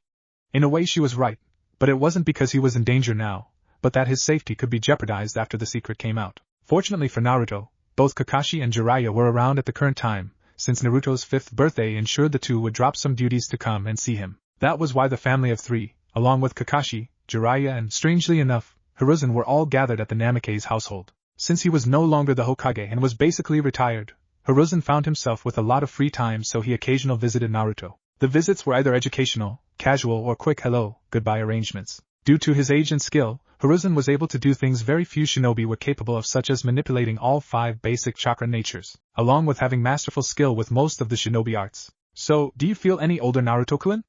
Hiruzen asked warmly, his wrinkled and aged face showing the wear and tear of his long life while still maintaining the same life it usually did. Naruto frowned for a moment, thinking it over. Not really, I feel the same, he said normally. Hiruzen let out a little laugh, while Jiraiya and Minato just shot each other a look of amusement. Ha! Well, just you wait until you're my age, you'll definitely feel it then, the old man replied, leaning back in his chair with a mirthful smile. Naruto hummed, wondering just how old the man was. It was probably rude to ask, so he didn't. Jiraiya cleared his throat falsely to gather Naruto's attention, causing the boy to turn to him. So Naruto, your Tusan tells me that you're interested in ninjutsu. Have you learned any techniques yet? The man asked quizzically. Naruto shook his head, before grinning. Not yet, but I'll be mastering awesome techniques in no time. Naruto shouted boisterously, making several people around the table either smile or roll their eyes with amusement. Not if I have anything to say about it, Kushina muttered, making Minato laugh at her overprotective attitude. Honestly, 5 years and she was still exactly the same. Nobody could question her loyalty to Naruto and the boy's safety, that was for sure. It had been a while since Kakashi had first shown Naruto the Suiton, Mizurappa, 1, and Naruto had been even more ecstatic about learning ninjutsu ever since. Sometimes Kushina wanted to strangle Kakashi for the action, but it did keep Naruto in a good mood. Come on, Kushina-chan, it won't hurt for him to learn something basic now, will it? Minato suggested convincingly. Kushina opened her mouth to speak, but quickly found that she had little to say in reply. Surrendering for now, she slumped down somewhat childishly and crossed her arms. Fine. But if something happens, Kushina replied, leaving off the sentence eerily at the end while glaring at Minato. Even without chakra, she was still a very scary woman when she wanted to be. Nodding violently, Minato stood up and walked out of the room while Jiraiya and Kakashi could be seen holding their breath. Once he was out of earshot, they both burst out laughing. Haha. Now I know why they call him the Yellow Flash. I think that's the fastest I've ever seen him move, Jiraiya said through bouts of laughter. Even Hiruzen was having difficulty staying composed while Naruto just looked around with confusion. You guys are weird, he muttered with confusion, while Kushina giggled at him. Naruto was honest, sometimes to a fault, and it was often a source of entertainment. Once the other occupants of the room had calmed down, they sat in silence for a few moments before Minato came back. He brought with him the same Suiton ninjutsu scroll that he'd given Kakashi a while ago. He threw the scroll to Kakashi before stopping. I have things I need to do, so if you'd like to teach Naruto that technique he showed him, feel free, Minato stated before disappearing. Kushina growled at where he once stood. Coward, he's afraid to face me, she thought, before a small smile came to her face. Now Kakashi, will you be teaching him in the same place as last time? Kushina asked calmly, as Kakashi nodded in affirmation. Yeah, I don't see any reason to change locations.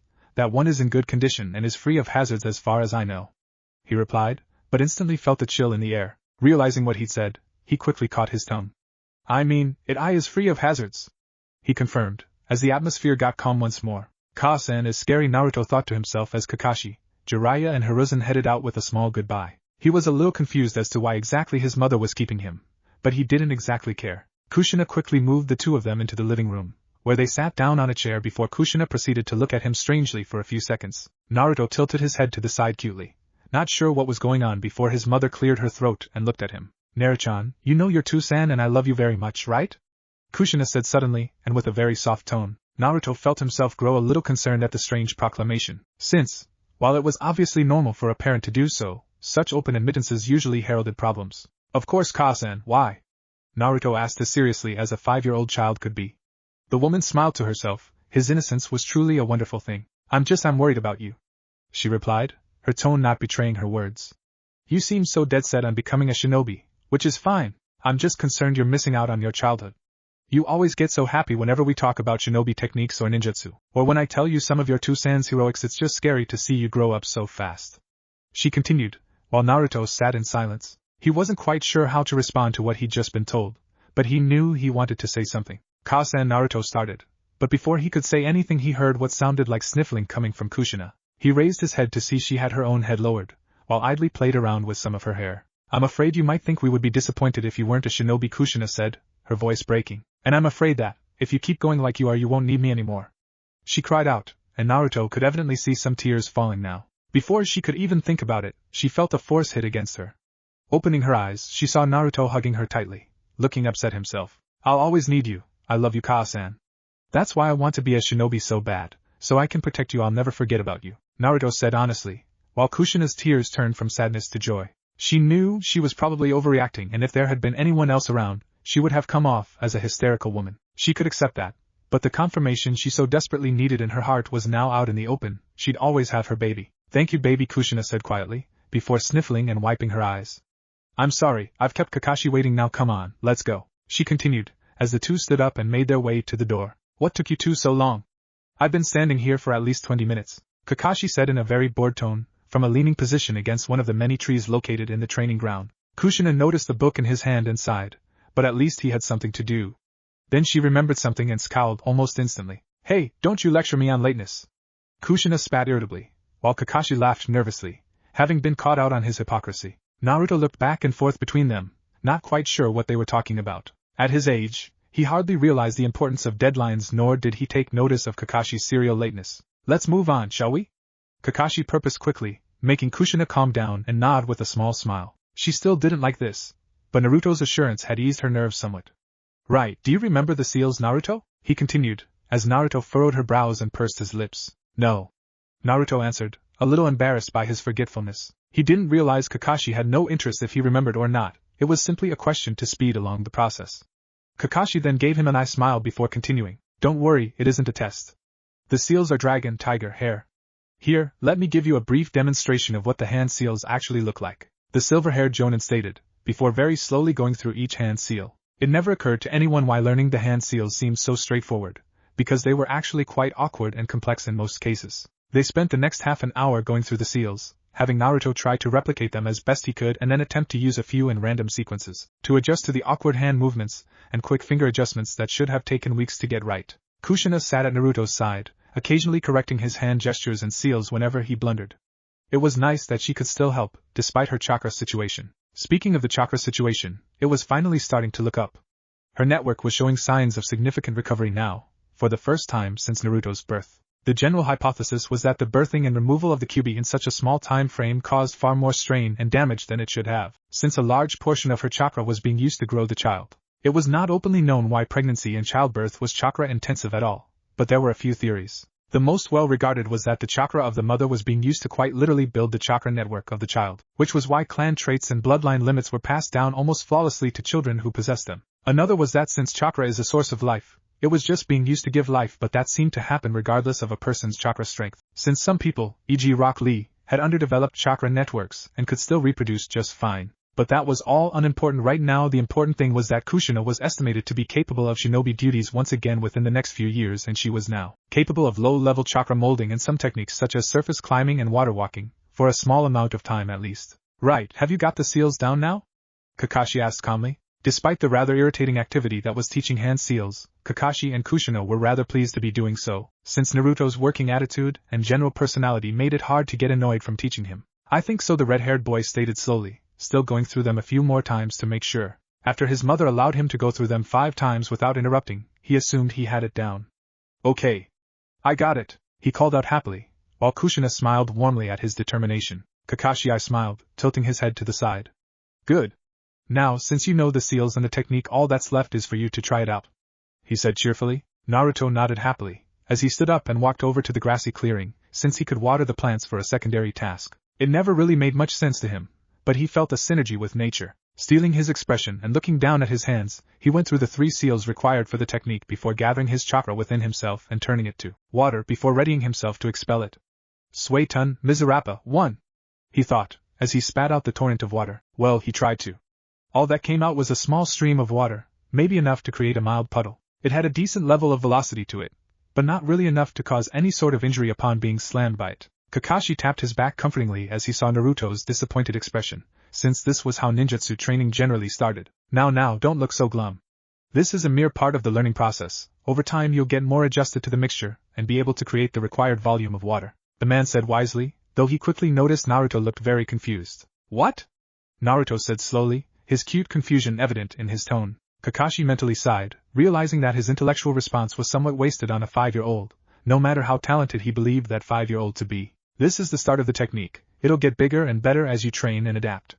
The man restated in a more simplistic method. Naruto's eyes brightened slightly as he realized what Kakashi was saying, since he was doing nothing wrong. Nodding cheerfully, Naruto went through the signs again.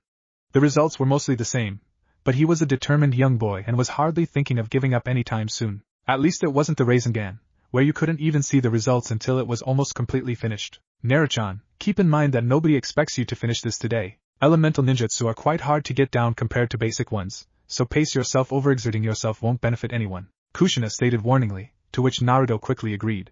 It wouldn't help him to be out of it for a few days because he exhausted himself. Going back to his training, Naruto had a rather interesting thought which, for reasons he didn't quite understand, brought a small rise in temperature to his cheeks and a smile to his face. Maybe I can impress Sasuke with this? Earlier that day, events were spiraling within the Uchiha district too.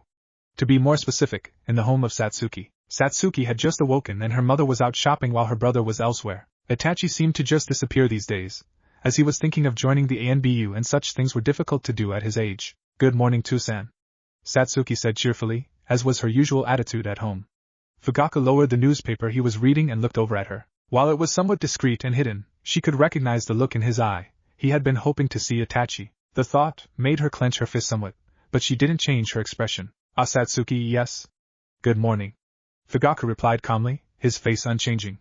Fugaku was a serious fellow, never really smiling or getting angry unless it was necessary. He also had high expectations, and for that reason he was very focused with Itachi. Satsuki and her father's relationship was a strange one. Nobody could outright state that either of them disliked the other in the slightest, because they both loved the other dearly and cared for them. The problem was Fugaku's lack of interest in Satsuki from a shinobi standpoint, and Satsuki's desire to be acknowledged for herself. Satsuki briefly walked out of the room after a small bow. She went straight to the kitchen to make some toast, get a small drink and an apple. Shinobi needed to be healthy. After all, before walking back into the room and sitting across from her father, the two sat in silence as Satsuki ate, and Fugaku read his newspaper. Satsuki would have described the atmosphere as awkward, while Fugaku didn't realize there was an atmosphere about the room, other than a calm one. After a lengthy silence, Satsuki decided to break it as it was becoming rather unbearable. Tusan, I was wondering, could you help me with my training later? She asked politely, trying to hide the hope in her tone. Fugaku lowered his paper and placed it to the side, before narrowing his eyes at her curiously. Aren't you a little young for accelerated training?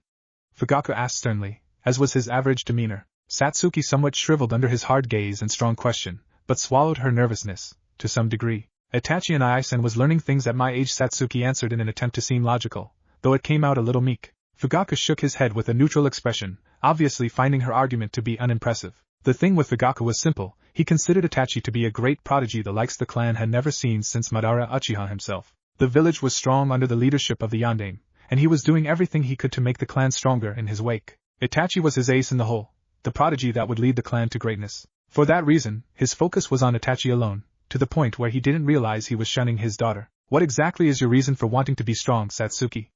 Fugaku asked with curiosity. Satsuki lowered her head, closing her eyes and thought. She had a few reasons, the first and most prevalent to be impressing her father and getting him to acknowledge her.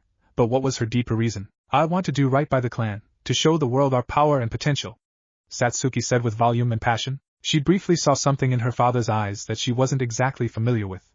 It almost looked like pride. That is an admirable goal, Fugaku started, a small smile on his face. But you needn't do so, Itachi is already doing just that. He continued, the smile having now vanished. Satsuki wanted to pull her hair out at that moment. She was getting pretty frustrated with this. She sighed almost inaudibly, not bothering to hide her disappointment. Fugaku barely noticed, turning back to his paper and raising it in front of him once more. Satsuki clenched her fist once more and grit her teeth, a quiet growl escaping her lips. She poked her tongue out at the man childishly before storming out of the room. Lowering his paper, Fugaku arched a brow. What's wrong with her? Slamming her bedroom door closed, not caring in the slightest that anyone saw her do so, Satsuki allowed herself to slide down its face. A small sniffle escaped her lips as a tear ran down her face, accompanied by a few of its brethren. She lowered her head and grit her teeth once more, feeling absolutely furious and yet heartbroken all at once. What do I have to do? I just want him to acknowledge me like Nisan, she muttered lowly through a few small sobs and sniffles. This wasn't exactly like her. She was hardly the type to weep over any small thing, but her mental fortitude was waning in regards to her father. She sat there for a while longer, not paying attention to the rest of the world. She thought about her shinobi career, and if her father would ever care if she even succeeded in it, it was starting to look very unlikely that he would. She could never blame Itachi, despite him being the source of her troubles, because he was far too good to her. A knock on the door made the young girl jump in surprise as she wiped her eyes as quickly as she could. Who is it? She asked quickly, as normally as she could. Behind the door, Itachi furrowed his brows in confusion. He wasn't considered a prodigy for nothing, and he could somewhat make out the distress. Pretending to be oblivious, he smiled to get his mind in gear. Take a guess, Satsuki-chan. Itachi said warmly, patting himself on the back for the good acting. Satsuki shuffled to her feet carefully, in an attempt to avoid the "why were you against the door" question. Opening the door as calmly as she could, she flashed a small smile seeing Itachi in front of her. Hey Nisan, what's up? Satsuki asked cautiously. Little did she know that her curiosity made the situation all the more obvious for Itachi. Usually she was happy to see him, or generally normal with him. Not once had she started with asking what was up. Not giving an exact answer, Itachi pulled her arm out of way and walked into her room. Satsuki pursed her lips slightly as she realized he was onto her. He was always good with reading situations. When he lightly brought her into the room, kicking the door closed, she knew she was in for an unwanted conversation. What's wrong, Satsuki-chan? Itachi asked calmly, but with concern in his strong voice. Satsuki debated whether to lie, tell the truth, or avoid the question, but ultimately it wouldn't make a difference since Itachi was really good at this kind of thing. He would get the answer out of her, one way or another. I can't ever get Tusan to acknowledge me, she replied sadly, completely missing a small twitch in her brother's face. Itachi lowly growled at the mention, but quickly changed his expression to a more neutral one. You shouldn't be so concerned with Tusan's favor, you can be strong without it, you don't need his approval, the older sibling said with a surprising level of coldness. Satsuki gaped at the statement, not sure what Itachi was getting at. He always had Fugaku's attention, so why did he have such a strong opinion? Is there something going on between you and Tusan? The girl asked concernedly, making Itachi briefly frown at her. He quickly switched his expression to a comforting smile, poking her in the forehead and arching his eyebrows. It isn't important, we're just having a small disagreement about something, he replied assuringly, though Satsuki narrowed her eyes at him, his tone not carrying the usual strength that she was accustomed with. She had somewhat noticed that Itachi always seemed a little tense around their father, but thought nothing of it. The more she thought of it, the more it became obvious to her that their family had a few strained relationships. Itachi's constant absence would cause Mikoto to worry. Itachi apparently didn't get along well with Fugaku, and her father barely paid notice to her. The only fully functional relationships were between her and Itachi and Mikoto. Nisan, could you teach me something, maybe some ninjutsu? Satsuki asked, shifting topics suddenly and making Itachi look at her with interest. It wasn't that he disagreed with her learning attitude, since he completely understood the concept of wanting to be strong while young, but he needed her opinion. Why? Itachi retorted quickly. Satsuki looked at him oddly, unsure what he was getting at. It was quite obvious why she needed help, wasn't it? Fugaku was kinda being difficult, and she had to learn from somewhere. If Tusen won't help me with my training, I need to get strong another way. The girl answered, thinking it was the most obvious question ever. Itachi frowned slightly, since that wasn't what he was getting at. Oh well, it'll suffice. The elder Uchiha sibling thought to himself, being lightly brushing his hand through his black hair. So be it, come on, I'll show you something that'll be invaluable to you later in your career, Itachi stated comfortingly, before his face evened out. Though I'm warning you now, after I show it to you I'll be expecting you to perfect it yourself. I don't have time to be training you full-time, no offense, he asserted strongly, making Satsuki smile and shrug somewhat. None taken, and thanks Nisan. On the small pier in the Uchiha district that overlooked a reservoir/lake, Itachi and Satsuki were just coming up to its edge. Satsuki and Itachi had chatted on the way over about Itachi's shinobi career and Satsuki's inevitable enrollment into the academy. Suffice to say, Itachi was impressed with her resolve, but her reasons were questionable. So tell me, this Naruto boy you've been bonding with over the past year, what's he like? Itachi asked casually, interested in what kind of person Satsuki's only real friend was. Satsuki, to his surprise, let a small but genuine smile rise to her face as the question was posed, and he could somewhat tell where this was going. He's interesting. He's always happy and determined, and he's got as much potential as I do, the girl replied happily, making Itachi chuckle lowly. It seemed Satsuki was a little smitten with the boy. The weirdest thing is that he never lets his family or clan define him, he always seeks his own power, she continued with confusion written on her face. Itachi smiled, pleased with the description. He sounds like a keeper. The boy replied jokingly, though Satsuki had no idea what he meant. Honestly, all these stupid jokes were lost on children as young as Naruto and Satsuki. What's that supposed to mean? Satsuki asked fiercely, not being one to take an insult lying down, whether she understood it or not, and certainly not one to completely ignore. 1. Nothing at all, Itachi muttered with contentment, flashing Satsuki an amused smile with a raised eyebrow. Satsuki's potential anger quickly dissolved at that, as, like Naruto, his smile quickly forced its way onto her own face. The two came to a stop at the end of the pier, as Satsuki looked over at the large expanse of water. She wasn't exactly sure what Itachi had come to teach her, but with a large amount of water the options were severely limited. Maybe water walking? No, that's not ninjutsu. Water ninjutsu? No, I doubt I have a water affinity, and even if I did, Itachi wouldn't guess it. That leaves. Are you teaching me the Katon, Gokaku no Jutsu, fire release, great fireball technique? Satsuki asked excitedly. She knew of the technique, and how the Uchiha clan used it as a rite of passage, to prove their strength and potential as shinobi. Her father would have to acknowledge her if she learned it. Itachi ruffled Satsuki's hair affectionately as he smiled at her. That's my clever motto, little sister, as always you are correct, he said happily. Satsuki gained a confident smirk at the praise, always being one to overreact when she was praised. Maybe it was her Uchiha blood, but her hubris was greater than most 5-year-old children by a great deal. Itachi then poked Satsuki's forehead, in order to get her attention, before placing his hand in the Uma, horse, seal. Satsuki watched carefully as Itachi went through the seals with ease. Uma, Tora, tiger, me, snake, Hitsuji, ram, Saru, monkey, I, boar, Uma, Tora. Katon, Gokaku no Jutsu, Itachi said with a slow pace and yet great grace all at once, before calling out the technique loudly before breathing in, causing his chest to bulge noticeably, and breathing out a round spherical shape composed of pure fire. Satsuki's jaw almost literally dropped at the small sea of fire that Itachi was able to form with a simple Siren Katon ninjutsu. It definitely went to show that Itachi was indeed a prodigy like few others. Itachi's skill with ninjutsu was hardly his greatest strength either, since his sharp mind, analytical and perceptive skills were simply brilliant. Well, there it is, feel free to practice with it. I'll give you a tip though, don't try storing up too much fire-natured chakra within you to begin with, it can badly burn you internally, Itachi said before placing a hand on her shoulder and walking past her back along the pier. Satsuki briefly frowned from his absence, before a smirk rose to her face once more. She would master the technique, she would prove her superiority over others her age, and she would reveal her talents to the world. She was an Uchiha, and she was determined to show everyone just how big a deal that was. Satsuki closed her eyes in concentration as she recollected the hand seals that Itachi had listed to her. Going through them slowly, and with a noticeable level of difficulty in regards to getting them right, she focused her chakra carefully and turned it into Katon chakra, before breathing in carefully. Katon, Gokaku no Jutsu, she mentally exclaimed, not quite sure how Itachi managed to call out his own technique with his mouth literally filled with fire. A small stream of fire emerged from her mouth, before aggregating into a very modest fireball. After Satsuki ran out of breath and fire, she stopped exhaling, before leaning down and panting harshly. The whole extended breathing thing would be hard to get used to. It's not big enough, not even close, Satsuki panted out, a bead of sweat rolling down her face from the heat of the fireball. There was obviously some sort of trick to getting used to the breathing and the heat, but that was a problem for another time. I will get this down, she continued, going through the seals again. Everyone had to start somewhere, even the Uchiha.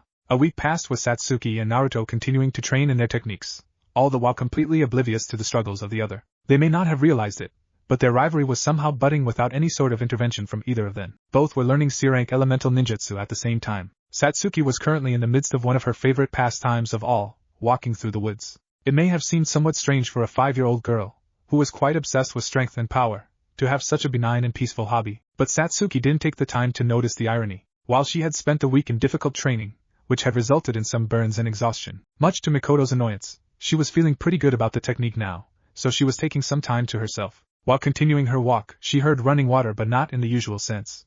It sounded louder, faster and more sudden than it should have been. What is that noise?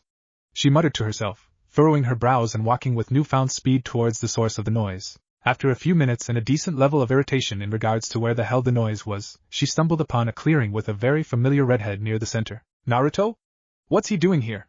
She thought to herself, leaning around a tree to avoid being seen or heard by him. She wasn't aware of why she seemed so apprehensive to walk out into the clearing, but it just seemed difficult. In some small part of her, she wanted to watch him, to see what he was doing out here. Suetun, Miserapa! Naruto exclaimed from a distance, before blowing out a thick stream of water that was significantly larger and more powerful than the one he had originally created. It seemed as though his technique was quite close to being completed as well. Satsuki looked on with interest, unsure of her rival's full skill. Let's test him, Satsuki thought with an almost cruel smirk. She discreetly went through the hand seals Itachi had shown her, before breathing in deeply and bursting through the clearing. Katon, Gokaku no Jutsu, she called out mentally, before exhaling the ball of flames towards Naruto. The boy quickly spun around and widened his eyes at the large fireball approaching him. Crap, I can't dodge that, Naruto exclaimed mentally, as his young mind whirled. Coming to a simple conclusion, he slowly went through 3 signs before leaning back slightly, building chakra within his gut. He then proceeded to expel another thick stream of water, quickly coming into contact with the fireball and cancelling it out. Naruto exhaled in relief, before getting into a somewhat battle-ready stance, since someone obviously attempted to attack him with that fireball. From her spot behind the smoke that had formed from the doused fireball, Satsuki was wearing an impressed smirk. Naruto had definitely passed her little test, so she was pleased for now. She walked forward at a controlled pace, attempting to walk through the smoke. She was stopped when a strong thing slammed into her and drove her to the ground. She blinked wildly, trying to see through the smoke and the slight concussion from hitting the ground, before finally realizing that she'd been tackled by a red-haired boy. Satsuki? What are you doing here? Naruto stuttered out quickly, blushing noticeably from their compromising position. Satsuki forced down her anger, since this situation was her fault, before looking up him with a cocky smirk. Easy there, Kauba, I was just testing you. Satsuki replied teasingly, pushing up on Naruto's arms to get him off her. Naruto allowed himself to be pushed into a sitting position as Satsuki began to stand up, before she grabbed his own hand and pulled him up, once more missing his blush. Brushing himself off, Naruto raised an eyebrow at her. So you shot the fireball at me? He said, obviously knowing the answer. Satsuki nodded nonchalantly, making Naruto roll his eyes. You realize you could have seriously hurt me, right? He continued, as Satsuki smirked once more. He was hardly fit to be her rival if he couldn't use his tools to protect himself, and ninjutsu was a large tool. Well, I didn't, and I felt like seeing how good you'd gotten. She stated as though it were obvious. Naruto's eyebrow twitched as he opened his mouth to reply, before simply closing it and throwing a hand out in defeat. He couldn't be bothered to argue with the girl right now, and he'd prefer not to argue with her at all. It was safe to say that the two were able to function together quite well, even if Satsuki had a problem ever being concerned for him, or his feelings, since she wasn't built to do so. Then there was the fact that, despite acknowledging them as friends, she hardly acted like it, more of acquaintances or allies. The relationship was still weird, with Satsuki being a clear shinobi-focused girl who simply wanted to be perceived as strong, while Naruto just wanted to enjoy life and friendships. Some would question how the two got along at all, but they still managed it. So, how good am I? Naruto asked with clear amusement. Satsuki looked at him strangely, not sure what he was getting at, but decided to indulge him nonetheless. You're definitely strong for your age, not as strong as me, but you know, Satsuki replied nonchalantly once more. For some reason, rather than annoying Naruto or perturbing him, it made him flash a smile that could be perceived as one that would accompany a challenge. Oh really? Aren't you confident? The redhead replied jokingly, before grinning foxily. You want to put your theory to the test? He challenged confidently. Satsuki raised her eyebrows at the question since she'd never gotten a challenge from him. Nor did she pressure him for one, mostly because she didn't deem him worth it up until now. Maybe another time. I'd hate to wipe the floor with you right after interrupting your training, the onyx-eyed girl retorted with a smirk, closing her eyes and crossing her arms to appear superior. Naruto huffed lightheartedly, believing that she was chickening out, but not wanting to pressure her either. After a brief catching up and chat, Satsuki wandered off back into the forest to continue the walk he'd inadvertently interrupted. Naruto smiled happily at the encounter, knowing that he'd somewhat gotten through to her. Until next time, Satsuki. After their accidental training encounter, Satsuki had started to take Naruto seriously as a rival and though she wouldn't admit it, friend. They regularly met up in the place they met to train together. Not that many people knew about it. Naruto wanted to keep it a thing between them, since in his mind it represented a show of trust. Satsuki believed it may be frowned upon to fraternize with another clan, so she kept it hidden for the most part. In the Uchiha district she had been convinced by Aachi to spill the beans about where she kept wandering off to. Flashback no jutsu. Satsuki was wandering through the woods after a small training session with Naruto, and he continued to both impress and slightly irritate her with his skill. She was a very prideful person, like the general Uchiha, and the constant reminder that Naruto was just as good as she was actually not as annoying as she thought. It was actually a little comforting to have someone to compete with and be able to compare yourself to, since being on your own level tended to get very boring. Sure, it'd be fun to start with, but the lack of a challenge would eventually get tiresome, though she'd hardly be happy if he hadn't been from a strong lineage as well. She still had her pride. Discreetly sneaking back into the Uchiha district, Satsuki casually walked through the streets while taking in the sights as usual. It was a massive place really, though it was almost never full. It was probably only as big as it was because the founders of the village didn't want to risk it ever overfilling. She creeped into her house and saw nobody at home, so she smirked and walked towards her room before she heard something she didn't want to. Back so soon, Satsuki-chan? Satsuki froze mid-step, with an expression that all but screamed caught in the act. She sighed and turned around slowly to see Aachi sitting on the roof with a large smirk. Satsuki felt the urge to throw something at him for tricking her with a technique she didn't know, but that would hardly get her out of her predicament. He then promptly detached himself from the roof and quickly spun himself to land in an elegant crouch, holding the position for a moment for no reason other than to annoy Satsuki. The girl rolled her eyes at the action, but the small smirk on her face revealed that she was amused by it. So, where were you sneaking off to at this hour? You usually asked me to help you with your training around now, but recently you've been strangely absent. Itachi stated factly. Satsuki could tell he knew more than he let on, since he always did, but his lack of openly saying it made it infinitely more difficult to ascertain his knowledge. "Oh, you know, I've just been wandering around the Uchiha district," Satsuki stated convincingly, but she noticed Itachi had his Sharingan active, which obviously made lying harder because it could be used to see the smallest traces of body language. Itachi, at a very slow, almost agonizing pace, started walking towards Satsuki with a very sharp expression. Satsuki felt the need to retract her eyes from his gaze since he was very imposing when he looked at her like that, despite his otherwise unimposing demeanor. "We can do this the easy way or the hard way," Itachi said with an almost fearsome level of severity. Satsuki merely crossed her arms and looked away from him in defiance of the action, but that was exactly what he wanted. "Hard way it is," he said, the severity being replaced by a devious smirk. Satsuki briefly wondered what he was implying, but then he started doing something she would never guessed. It was her secret weakness, tickling. Stop! Satsuki shrieked while laughing, trying her hardest to worm her way out of his firm grasp so the torture would stop. Itachi's smirk broadened, not caring in the slightest about her pleading. "It was so amusing being the elder sibling, not until you spill," Itachi teased. Satsuki growled as best as she could from her position, which included violent writhing and uncontrollable laughing. "This will only get worse as you resist, Satsuki-chan," he advised. After a few moments more of her being teased relentlessly, she finally broke. "You know enough. I'll tell you!" she shouted, and soon enough she found the sweet ability to breathe again. Breathing in deeply, she tried to slap Itachi for being such an ass, but he swiftly grabbed her wrist and shook his head with amusement. She gathered her thoughts, her mind being somewhat clouded after wasting so much oxygen on relentless laughing, before simply glaring at Itachi. "I've been training with Naruto," Satsuki admitted quietly. Itachi arched a brow at the answer, not entirely sure why she seemed ashamed. He could only assume the deep-rooted mindset of the Uchiha clan made her believe that using her own means to gain strength was wrong. "Good," Itachi answered quickly, making Satsuki pause momentarily before turning towards him with puzzlement. His brows furrowed, her head tilted and her eyes narrowed. "I think it's great that you aren't relying on the power of the Uchiha to get you through life." Satsuki pursed her lips in uncertainty. She knew Itachi was strong, and he always had been, but he always seemed to imply, whether forwardly or discreetly, that the Uchiha clan's ways were wrong. She was starting to think he had a problem with the clan in general, but there really wasn't any evidence to prove that. Flashback no jutsu.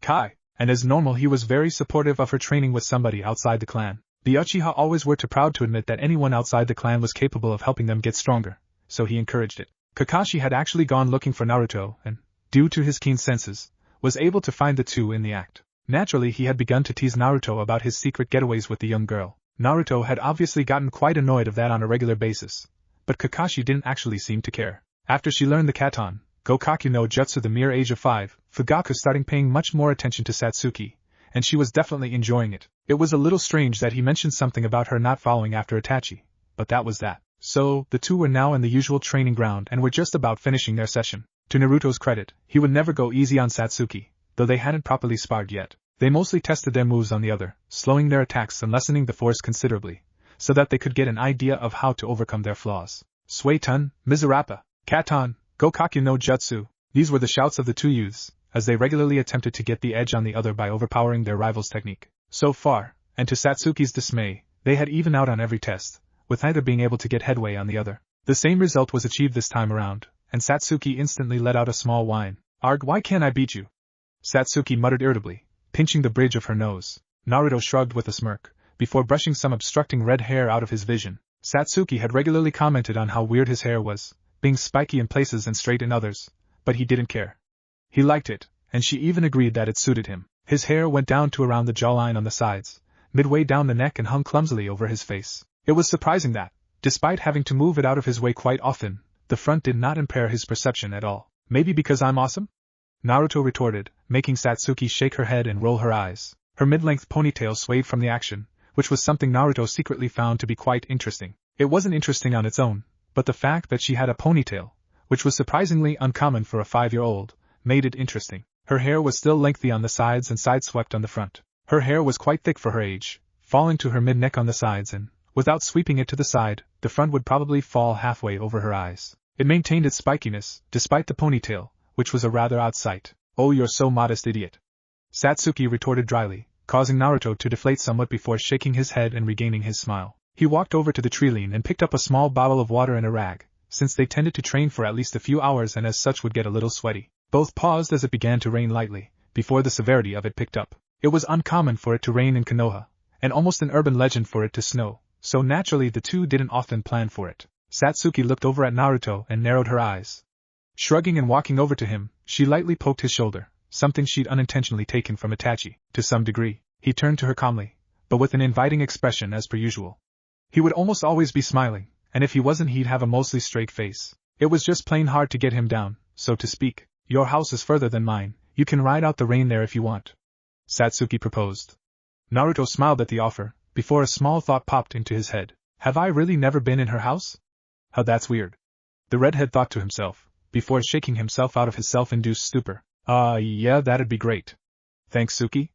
Naruto replied, using his rather unimaginative nickname for her. For some reason, he insisted on thinking up nicknames for everyone, and the memory of the time he called Kakashi Cyclops was still making people laugh. Satsuki scowled at the nickname. It implied something she wasn't comfortable with: contentment. Sure, she and Naruto got along pretty well and would regularly talk and train together in these sessions, but it made her feel awkward for him to use terms that implied he thought they were closer than she thought they were. Stop calling me that, Satsuki snapped.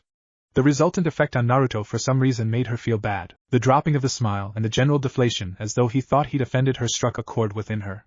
Swallowing her pride, she thought of a solution.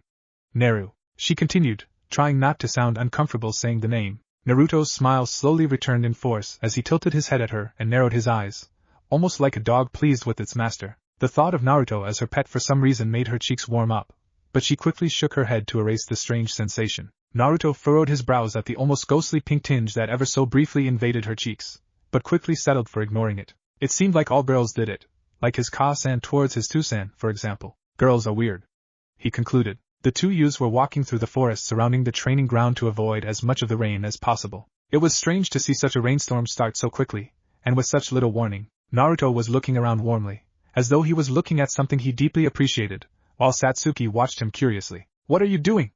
Satsuki asked suddenly, making him turn his attention to her with a HM?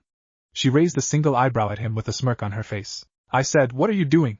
You've been looking around like a window shopper for the last 5 minutes, she stated knowingly. Naruto blinked repeatedly from the allegation before falling silent. It was weird to see Naruto fall silent, that was for sure. Satsuki almost laughed at the concentrated look on his face, because she truly didn't understand why he was having so much difficulty answering the question. I'm not sure, he replied honestly, turning to see the amused and yet baffled look on her face.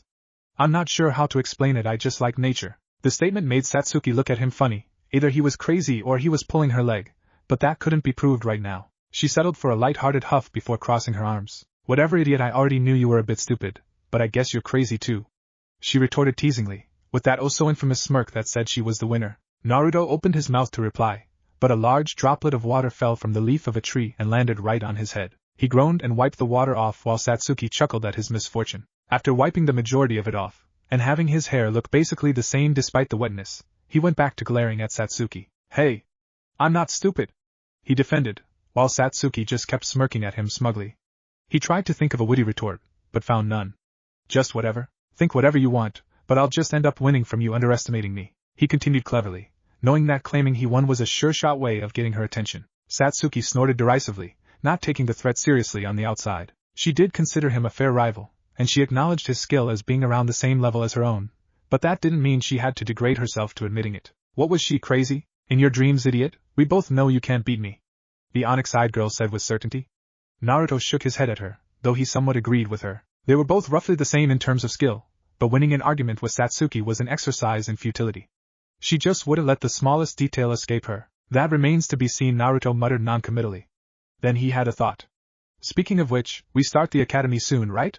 He queried inquisitively. Satsuki's eyes widened ever so slightly from the proclamation, since, in all honesty, she'd completely forgotten about that. Surely somebody should have reminded her by now. It was getting pretty close, a couple of months at most. You're right, she muttered in response, before a genuine smile crossed her face. Then we can see who's really better. The level of cheer in her voice was almost worrying to Naruto, since he didn't want to know what she was planning. Still, it couldn't have been too bad, right? Regardless of his worry, Naruto still nodded with his own smile. It was always refreshing to be around Satsuki. She just made his life just a little more interesting. Maybe it was the conflicting and yet functional personalities they had, but everything seemed more entertaining with her involved. I just hope we're in the same classes, Satsuki said effortlessly, making Naruto widen his eyes. Such public statements that she actually liked being around him were few and far between. I mean, who else can keep up with me? And it was gone. Oh well, it was nice while it lasted. Right. Naruto drawled out humorlessly, getting a weird look from Satsuki, but he shrugged it off. We're getting close, Satsuki said, as the tree leaned because too thin and there were obvious lights visible through the harsh rain. Naruto looked at the district and whistled. It was bigger than he imagined. He would definitely get lost without Satsuki's guidance. So, mad dash to the house? Naruto suggested, while Satsuki shook her head. You know statistically you'll get just as wet like that, she replied, in her usual superior and yet helpful way. She let out a smug huff, before opening her eyes when she didn't get a response. She quickly realized that while her eyes were closed to put on the oh-so-important air of superiority, Naruto had already taken off running. He's impossible, Satsuki muttered to herself, though the smile on her face said otherwise. She then took off running after him, with most people looking at her strangely. None of them had ever seen such a content smile on her face. Ducking quickly inside Satsuki's house, Naruto laughed happily from the run, since she'd been shouting after him the whole time. It didn't occur to him that he didn't know where he was going, but fortunately she was a little faster than he was, so eventually she was able to catch up. With all the wrong turns you made, it would have been much faster to walk. Satsuki snarled at Naruto, now pretty damn wet. Why do I get the feeling that someone could misinterpret that? She thought to herself curiously, before centering her gaze back on Naruto. Haha, I guess I got a little ahead of myself, Naruto said apologetically, ruffling the back of his hair instinctively. Satsuki further narrowed her eyes at the boy, not exactly pleased with the answer. A little? She questioned heatedly, making Naruto's smile turn nervous as he was sure she was about to start wailing on him. Sure, he was wet too, but he didn't actually care too much. Maybe it was the Sueton affinity, but a little dampness never irritated him in the slightest. Alright, I got way ahead of myself, but it's not that big a deal, the redhead affirmed, raising his hands in a placating gesture. Satsuki continued to glare at him for a few moments, while squeezing her ponytail between her hands to reduce the dampness. While the two were bickering, they didn't notice the new presence within the room watching them curiously. It was certainly interesting to see Satsuki so emotional with anyone who wasn't from the immediate family. Cough cough. What? Satsuki snarled at the offending party, before realizing that she wasn't aware that person was there. Upon seeing the ear-to-ear grin plastered across Itachi's face as he leaned against the door frame, Satsuki blushed in embarrassment, while crossing her arms. Naruto looked at Satsuki strangely, not used to her relenting for any reason. It seemed like the sight of this older boy served to placate her far better than he could, which made him wonder who this person was. He briefly considered that this person may be a friend of hers, which for some reason made him feel almost jealous. Well, what have we here? The black-haired boy asked with clear amusement, while Naruto wasn't sure what to make of the situation. Satsuki turned to glare at him, while he just smirked back at her. Why were you two in such a rush, he asked, and Naruto was about to answer when Satsuki threw a hand over his mouth. Nisan, I'm in no mood for your annoying comments, she retorted irritably, while Naruto chuckled nervously. It's pouring down. We were trying to get out of the rain as quickly as possible, but this idiot had to go running all around the district because he didn't know where he was going, she said, once again turning to glare at Naruto. It seemed she wasn't a rain person. Itachi turned his gaze to Naruto and discreetly sized him up. He seemed fit for his age, his posture was good, and he wasn't acting overly casual in the home of another. His initial conclusion was simple. Naruto seemed like a perfectly decent boy. I apologize for my remarks, Satsuki-chan. So, you must be Naruto, my dear Imato's friend, Itachi stated with a warm smile, before his expression turned devious. You know, she thinks quite highly of you, he stated, making Naruto look over to Satsuki with surprise. Ni-san! Satsuki shouted, a bright red tinge decorating her cheeks from embarrassment. Naruto smiled at the look. She seemed so much more girly and cute when she was embarrassed. Itachi laughed joyously from the look on Satsuki's face. It was truly priceless and very rare to see. Still, it was also quite amusing to see how Naruto reacted to it. The redhead may not have been aware yet, but the two of them were closer than most kids were. It was only natural. At such a young age, having a singular friend of the opposite sex would usually lead to a close relationship between the two. It was also very common for such a relationship to develop into something more, but that was a topic for another day. Hi, I'm Naruto, as you know. Sorry if I'm interrupting anything, the younger male in the room said invitingly. Itachi smiled right back at the boy. He could see goodness in the child, and it was truly refreshing. Nonsense, you are Satsuki-chan's friend, and as such you are always welcome. Oh, my name's Itachi, by the way. It's nice to meet you, the raven-haired male stated happily, walking forward and offering his hand to Naruto, who promptly accepted the invitation and shook his hand back. Satsuki watched the exchange curiously. Itachi never usually accepted people so quickly, mostly due to his skill as a shinobi making him more cautious. Nevertheless, it seemed as though Naruto had either made a good impression or Itachi was being nice to him for her sake. Nice to meet you too, Itachi, Naruto replied, shaking the other boy's hand. It was a little weird to think that Itachi was still only 10 years old, but he had aged mentally much more than he should have. He could probably have a tactical and analytical death match with a Kage-level shinobi, which said a lot. Itachi looked between the two of them before rubbing the back of his head, which was eerily similar to Naruto. I believe I've come between the two of you for long enough. I'll leave you to your activities. Itachi stated kindly, as he turned to walk off. Satsuki had no intention of letting him leave just yet though. Hang on, Naruto is just waiting out the weather. You may as well join us, she stated casually. Naruto smiled at her attitude towards her brother. She didn't try to show it, but she obviously felt close to him. If you insist, I guess it'll be fun to get to know your friend, Itachi said with a sly smirk that made Satsuki instantly regret her decision. Oh, what have I done? Naturally, the events did not go in Satsuki's favor, with Itachi intentionally telling Naruto some stories that she'd rather leave a secret. Fortunately, Naruto, being his usual considerate self, stopped Itachi after a few of them to save Satsuki from burning alive, if the explosive redness on her face was anything to go by. After a while, the weather finally cleared up, and none of the people in the house even realized how much time had passed. Itachi and Naruto got along strangely well, sharing quite a few beliefs and goals, much to Satsuki's irritation. The next thing she'd know, Naruto would be best friends with Itachi. She wasn't actually worried about that, of course. Nope. She didn't care in the slightest. Okay, maybe she did. Well, I guess I should be going now. I've overstayed my welcome, Naruto said appreciatively, getting an eye roll from Itachi. Thank you for allowing me to stay, he said, getting a head shake from Satsuki and a laugh from Itachi. I invited you in, there's no need to thank us, the raven-haired girl replied, looking down at her nails disinterestedly. Naruto smiled once more before waving to Itachi and Satsuki and walking off, before turning around once more. Thanks again, he shouted before running off. After a few moments of polite waiting, Satsuki turned quickly to walk back into the house, flanked by Itachi, who was just watching her with amusement. It seemed as though she just wasn't sure what to do in regards to Naruto, since she was friendly and yet difficult all at once. She was such an unusual girl, but that was one of her quirks. So he's an interesting kid. He doesn't exactly strike me as someone you'd be interested in, Itachi remarked calmly, not having the teasing tone he'd adopted for the last few hours. Satsuki looked over to him and narrowed her eyes at him, unsure what he was implying. Is that meant to mean something? The young Uchiha girl asked dangerously, not afraid to attempt to pulverize Itachi if he insulted her. Itachi shook his head, still seeming completely serious in what he was saying. Not a thing.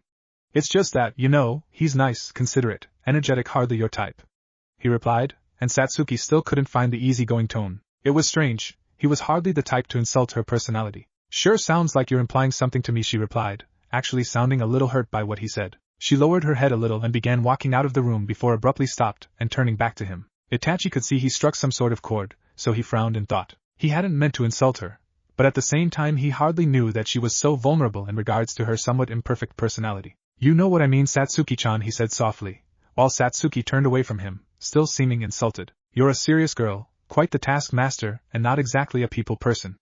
I can't exactly fathom how you get along well with someone like him. The statement had Satsuki closing her eyes rebelliously as she crossed her arms and huffed, but she could see where he was coming from. She herself sometimes doubted just how long their friendship would last, since she was all but forced to refer to it as such, and she just didn't understand how Naruto found her to be, well, a good friend figure. I know, she replied suddenly. Itachi looked at her in confusion, unsure what exactly she was agreeing to. I don't understand either. If I was like him and he was like me, I'd probably just go find some nicer and more friendly people. I haven't been the best company. The look on her face made Itachi realize that she'd thought about this before, and obviously she was struggling to find an answer to it. He obviously sees something in you, Itachi said firmly, making Satsuki look at him with almost worry. You two have known each other for almost 2 years now. I highly doubt he would keep this friendship going if he didn't like you, and despite your usual attitude around other people, you've obviously found a reason to continue it as well. Not including the rivalry, he stated, completely certain, as usual. Satsuki frowned for a few moments while looking down. Itachi watched her eyes occasionally dart around as her mind worked, and it was a little annoying to have complete silence. Then she raised her head to look at him, actually smiling quite happily. You're right, I guess it'd be because I admire his personality. He was born the son of a Kage, and yet he's still so considerate and sociable. I guess I like him because he represents what I could be, Satsuki replied, and Itachi could pretty much discern from her tone just how much she respected Naruto for what he was. Naruto arrived at home about 20 minutes later, noticeably out of breath. It had started raining again as he was about midway home, and running back to where he came from would have looked awfully suspicious. From the kitchen, Minato lowered a small newspaper he was reading to see Naruto, who had been strangely absent for the last few hours. He trusted his son, and knew that a discreet seal placed on the boy would inform him if something was wrong or if he got too far from the village. Still, that didn't mean he wasn't curious. He was very keen and analytical, and he could easily notice Naruto's strange attempts to get out of the house. If he was older, the man would have guessed he was sneaking off to see a girl. Back so soon? The blonde man said loudly, making Naruto jump in surprise before centering his gaze on Minato. The redhead blinked a few times in rapid succession before adopting an easily discernible nervous smile. Yeah, I just, went for a walk. Naruto lied unconvincingly. Minato needed to suppress the laugh that threatened to escape him from hearing such a bad excuse, since Naruto always was and always would be a bad liar. It was in his nature to be honest, so it simply didn't work for him to lie. That being said, playing along when he did try to lie was actually pretty damn entertaining. Minato leaned forward on the table, centering a piercing but still kind gaze onto Naruto. For this long? The blonde responded in mock surprise. Naruto nodded in a robotic fashion in response, while Minato questioned mentally just how Naruto thought this was believable. Well, I'm surprised you were able to keep yourself entertained. Walking is pretty dull, he said with a straight face. To his surprise, some of Naruto's tension, due to the obvious lying, drained away at the last statement. It was strange, but the concept of walking seemed to calm Naruto down. I don't think so. Nature is beautiful. I could walk through the forest for hours, the boy said happily, as his eyes drifted, a sign that he was mentally thinking it over quite actively. Minato rolled his eyes at his strange, but irreplaceable son. If you say so, Minato began, before slamming a palm down onto the table exuberantly. Now, where were you really? He continued with a joyous smile, taking pleasure in Naruto's widening eyes and fidgeting hands. Naruto continued to fidget and dart his eyes around for a few moments before sighing and ceasing all nervous movements. He then centered his gaze right on Minato, who watched eagerly. I was with Satsuki. I've been training with her for months now, Naruto said truthfully, crossing his arms in habit. It was a common thing for those who liked to use their hands, since allowing their hands to rest lifelessly at their sides was harder than it seemed. Really? I had no idea.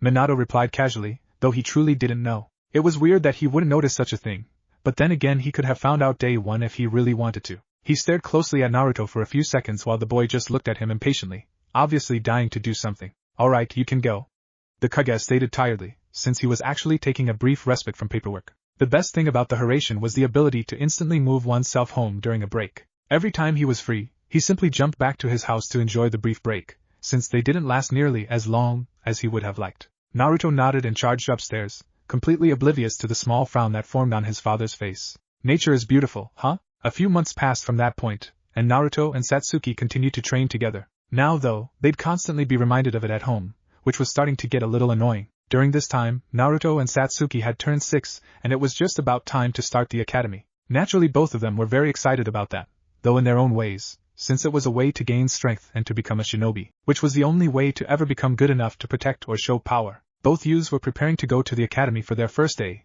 which, as far as they knew, was a pretty normal day. They hadn't heard any mention of any sort of important event heralding the first day of the academy, and that suited both of them fine. For what it mattered, they were going there for knowledge and power, not for fun. Do you have anything to write with? Yes, Ka-san. Do you have your dinner? Yes, Ka-san. Your shinobi gear? Yes, Ka-san. How about that kanai so your 2-san can come help you if you get in trouble? I really don't need it. Come on, take it from me. No. Please? No. Please? Fine. That was the start of the day for one young, fiery-haired boy that was only known as Naruto, son of the Yoname Hokage and the Uzumaki beauty, known respectively as Minato Namikaze and Kushina Uzumaki. Naruto was probably more calm regarding his first day than his mother was, which was a very unusual thing to say. Naruto had been excited about the academy since he could speak, yet Kushina was managing to be more insane than he was. He was wearing a black shirt with the Uzumaki spiral on the back, blue shinobi pants, much like his father, and a burnt orange hooded jacket. Many would probably consider his outfit a little weird, but he always did like orange and blue,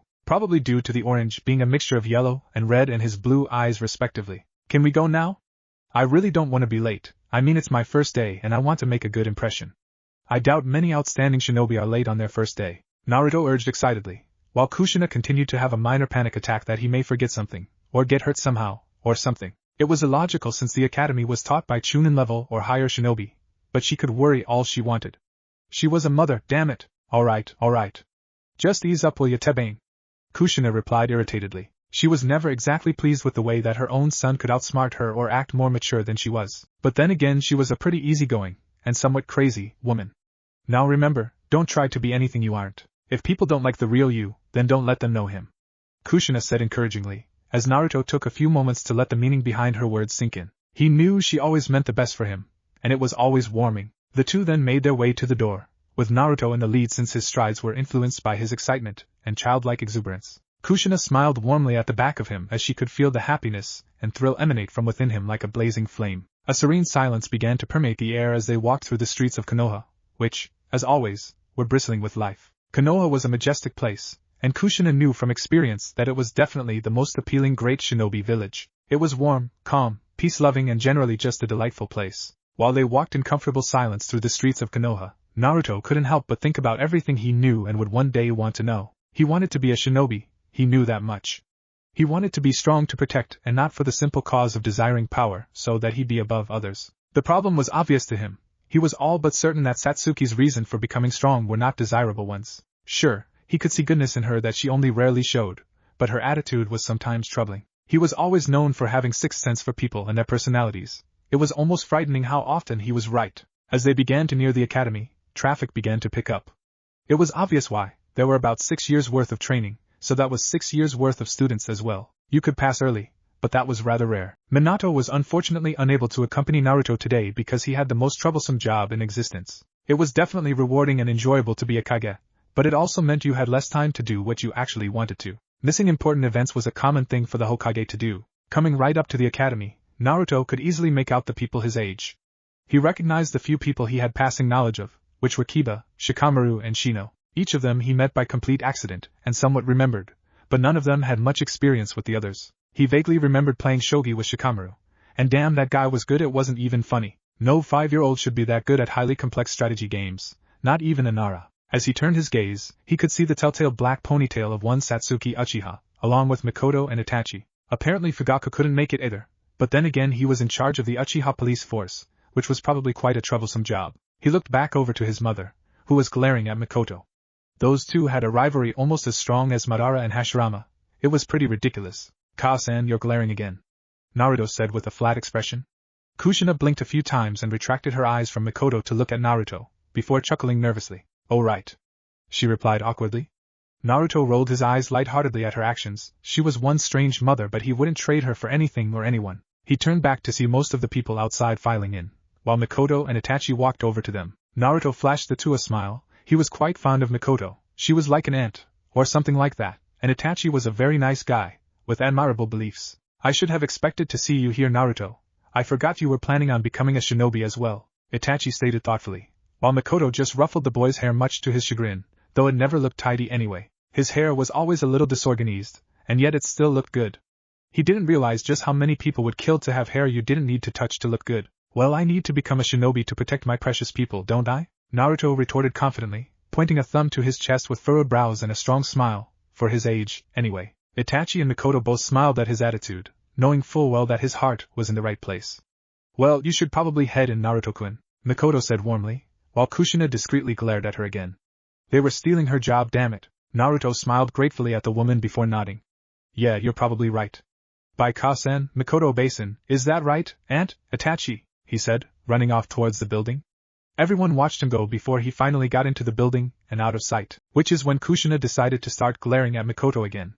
Mikoto noticed her doing this and tilted her head in confusion. What? Naruto calmly walked into his class to see that just about everyone was already seated and looking at him. Fortunately, he wasn't the nervous type, so he merely smiled and scanned the room slowly. Fortunately, he saw Satsuki was basically sitting in her own row, so he walked up to join her while people murmured, probably about him, knowing gossipers, before sitting down and flashing her a smile. You took long enough, Satsuki said quietly, her large smirk denoting her intent. Naruto tilted his head and closed his eyes, not giving the slightest bit of attention to the attempt to annoy him. Satsuki huffed in failure before leaning her elbow on the table, while holding her head up with her hand. So Satsuki, are you excited to start the academy?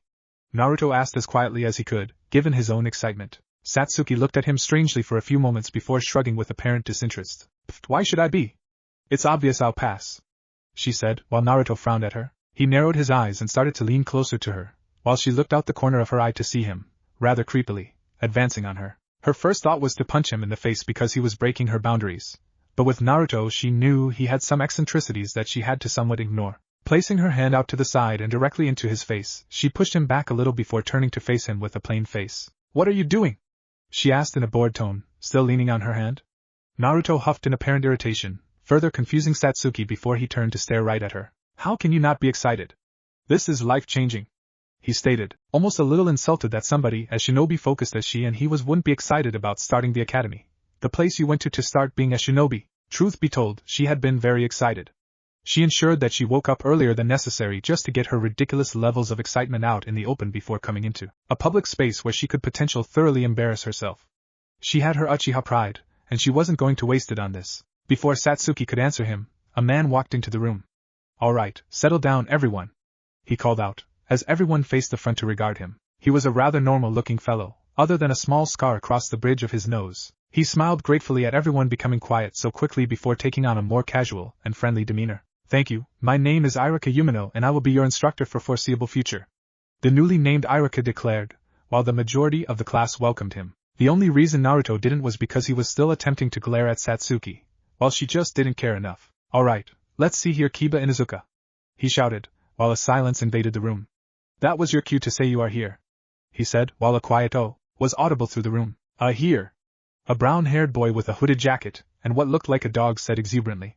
Naruto's first impression was loyal, a little slow, and nice. Next is, after a few moments, all the insubstantial students around the room had been sorted through and Irika moved on to the relevant ones. Hinata Hyuga, H here. A girl with dark blue hair and pale white eyes muttered shyly. Naruto assumed she had self-confidence issues, but was kind-hearted and capable of strength. Shino Abirame, I am here, came the calm voice of a boy in a very high-collared coat. Naruto somewhat knew him, so he was aware of his stoic and collected attitude, though one could deduce that quite easily. Ino Yamana. The answer he received was the door flying open to reveal two young girls, one with mid-length blonde hair and the other with bright pink hair. What an unusual hair color, Naruto thought to himself impassively. I'm here, Ino panted out. Naruto assumed that she was running, literally, late. His impression was drama queen and appearance freak, but still good. Right, Shikamaru Nara? Came the muffled sound of Shikamaru, who had his head to the desk, the only thing revealing that he answered being his lazily raised hand. Irika rolled his eyes but decided to ignore it for now. Naruto knew Shikamaru was extremely lazy, but also even smarter than he was so. Choji Akamichi, I'm here! A chubby boy with thick brown hair shouted happily. Naruto could tell he was a nice kid simply from his answer, and his personality radar wasn't even necessary. Sai. Yes? A black-haired, pale-skinned boy said unconvincingly. Naruto couldn't get a good reading on him, he just seemed so fake. Sakura Haruno, here! Came the loud voice of the pinkette, who was now sat beside Naruto. He briefly wondered how he didn't notice her, especially with that hair color, but let it go just as quickly. He could see goodness, but also bad tendencies and a bit of a brutish personality in her. Satsuki Uchiha. Yep. The black-haired girl said emotionlessly. Naruto gained a tick mark at her seemingly bored attitude, but simply sighed, shook his head and let it go. Some of the people in the room regarded her closely for being in such a strong clan, and many of the males whistled at her beauty, which in turn made her sigh, but quickly moved on when Irika said, last but not least Naruto and Namikaze? Yeah. Naruto shouted with his hand vaguely raised, before he noticed that the room had quietened down considerably. He looked around to see people regarding him with either surprise, awe or interest, and instantly realized that his name may bring up some unwanted attention. Can I help you all? He said somewhat sarcastically. That statement didn't seem to ease their curiosity but increase it, as they were seemingly trying to deduce just what kind of person the Hokage's son was. Naruto turned a little to see the star-eyed gaze of Sakura and inwardly groaned, this was going to be hard. Alright, that's enough. Irika called out. Only just having gotten over the fact that he had the Hokage's son in his class, his job just got a lot harder. Leave Naruto alone, I'm sure you'll have plenty of time to stare at him later. He continued, as Naruto's jaw dropped and Satsuki had to hold in a laugh. Damn you, Irika! Naruto mentally seethed, since he'd given them the free option to do so. Satsuki was actually quite amused by the outcome of the events. She somewhat knew this would happen, it was inevitable. Good luck with the fangirls, Naruto-kun, Satsuki said teasingly, as she sat back in her chair triumphantly. Naruto quickly paled as he realized what he was in for. I'm so dead. The academy was an interesting place for all who went there and none would argue against the fact that it had a large effect on their lives, but for Naruto and Satsuki, they found it to be a little too easy, all things considered. It wasn't necessarily that the curriculum was particularly lax, or encouraging of the less able students, it just seemed like the two youths were over-prepared for it. If one were to consider that small hypothesis, they would probably agree. The two children were beginning serious shinobi training at the age of 4, when most didn't even start training or considering it whatsoever until they got into the academy, a whole 2 years later. The mere fact that both of them had learned elemental ninjutsu, or ninjutsu at all, for that matter, was phenomenal at their respective age. The two were being considered as the next Kakashi Hatake or Itachi Uchihas, which, given their familial ties and connections, was actually pretty logical. Naruto had been regularly taught shinobi-related things by Kakashi since the beginning due to the silver-haired Jonin's connection to the Yondaime, while Satsuki was the sibling of Itachi. To say that the youths were breezing through the academy was a mild understatement. Flashback no jutsu. Timestamp, Academy Year 1. Class ages, 6 to 7. Alright class, it's time for a little history lesson, but first we'll have a little test on some important topics. Irika stated cheerfully, as was his normal demeanor, while most of the class groaned in tandem. Naruto smirked with obvious amusement, knowing that the majority of the class was actually fully capable of answering most questions thrown at them. It seemed to be a subconscious reaction to tests in general that a person grown, or something on those lines. He looked to his left to see his best friend and rival, Sasuke Uchiha, looking bored as usual. Looking to his right, he briefly caught Sakura staring at him, before she snapped away when he looked her way. His eye twitched slightly as he contemplated setting her straight, but he was far too damn nice to do so. First question, what was the Shodai Hokage known for? Iruka asked quizzically, as the room seemed to fall into silence. Naruto had taken to not answering immediately whenever he knew an answer, since the others in the class needed to learn some time. Satsuki did the same, though it was mostly because she wanted to see if Naruto knew as well. Nobody? Naruto, how about you? The man continued, as Naruto straightened in his seat. Do you want more than one answer? Because there were a few things I think. Naruto stated kindly, while Iruka looked at him with a small frown before shrugging nonchalantly. Okay, then first there was the Mokutan, since he was the only one in history to possess that ability. He created peace between the Uchiha and Senju clans and he established the village system which the entire Shinobi world now follows. Iruka blinked a few times before shaking his head and sighing. The only answer he was expecting was the Mokutan or the village system, but he wasn't expecting them both on top of the Uchiha/Senju peace treaty. It was probably a bad idea to ask Naruto anything Hokage related, given the identity of the boy's father. Still, it did get the answers he needed, along with other spare details that he would have to mention himself in more depth later. Satsuki looked at him with a satisfied smirk. It's just like you to go ahead and say everything possible. If you're not careful, people might call you the teacher's pet. Naruto huffed at the jab, crossing his arms and looking forward with his eyes closed, not sparing her a glance. She then nudged his arm with her elbow, making him drop the rebellious pose and look at her. So we're still even then? She said, referring to a little game they had going between them. They basically just tallied which of them got questions wrong and right, and whoever had the best ratio was the winner. Currently neither had gotten one wrong, but there were many years ahead, for now, but you should know I don't give up. Naruto replied, with his usual determination and fire. Satsuki smirked in response, crossing her arms and giving him the smuggest look she could pull off. And you should know that I don't lose, she retorted before shooting him a wink, which got a glare at her from Sakura and gained Naruto a glare from some of the more lecherous males in the class. I'm looking at you, Kiba, and facing forward once more. Flashback no jutsu. Kai. Since it was very rare for students to make casual competitions about which messed up more often, that wasn't to say they weren't learning anything in the academy, because they were definitely improving. It was just that they advanced much less than the rest of the class because of their superior skills. Naruto had actually made the best of a bad situation with his fangirls, since he was a nice person and regardless of his views on them he was still courteous with them. This helped to make most of them slowly but surely drop out of the fangirl state of mind and into a more casual relationship. Fangirls were generally fangirls because they envisioned things about cool people, and since Naruto was so open and approachable, the envisioned state was eventually replaced by facts. This also caused Naruto to be slightly unpopular with the male population of the class, since most of them were jealous of his ease with everything shinobi related and just how easily he got along with the girls in the class. That wasn't to say he didn't get along with any of them though, because there were a few he did get along with. Kiba Inuzuka was a pseudo-rival for Naruto.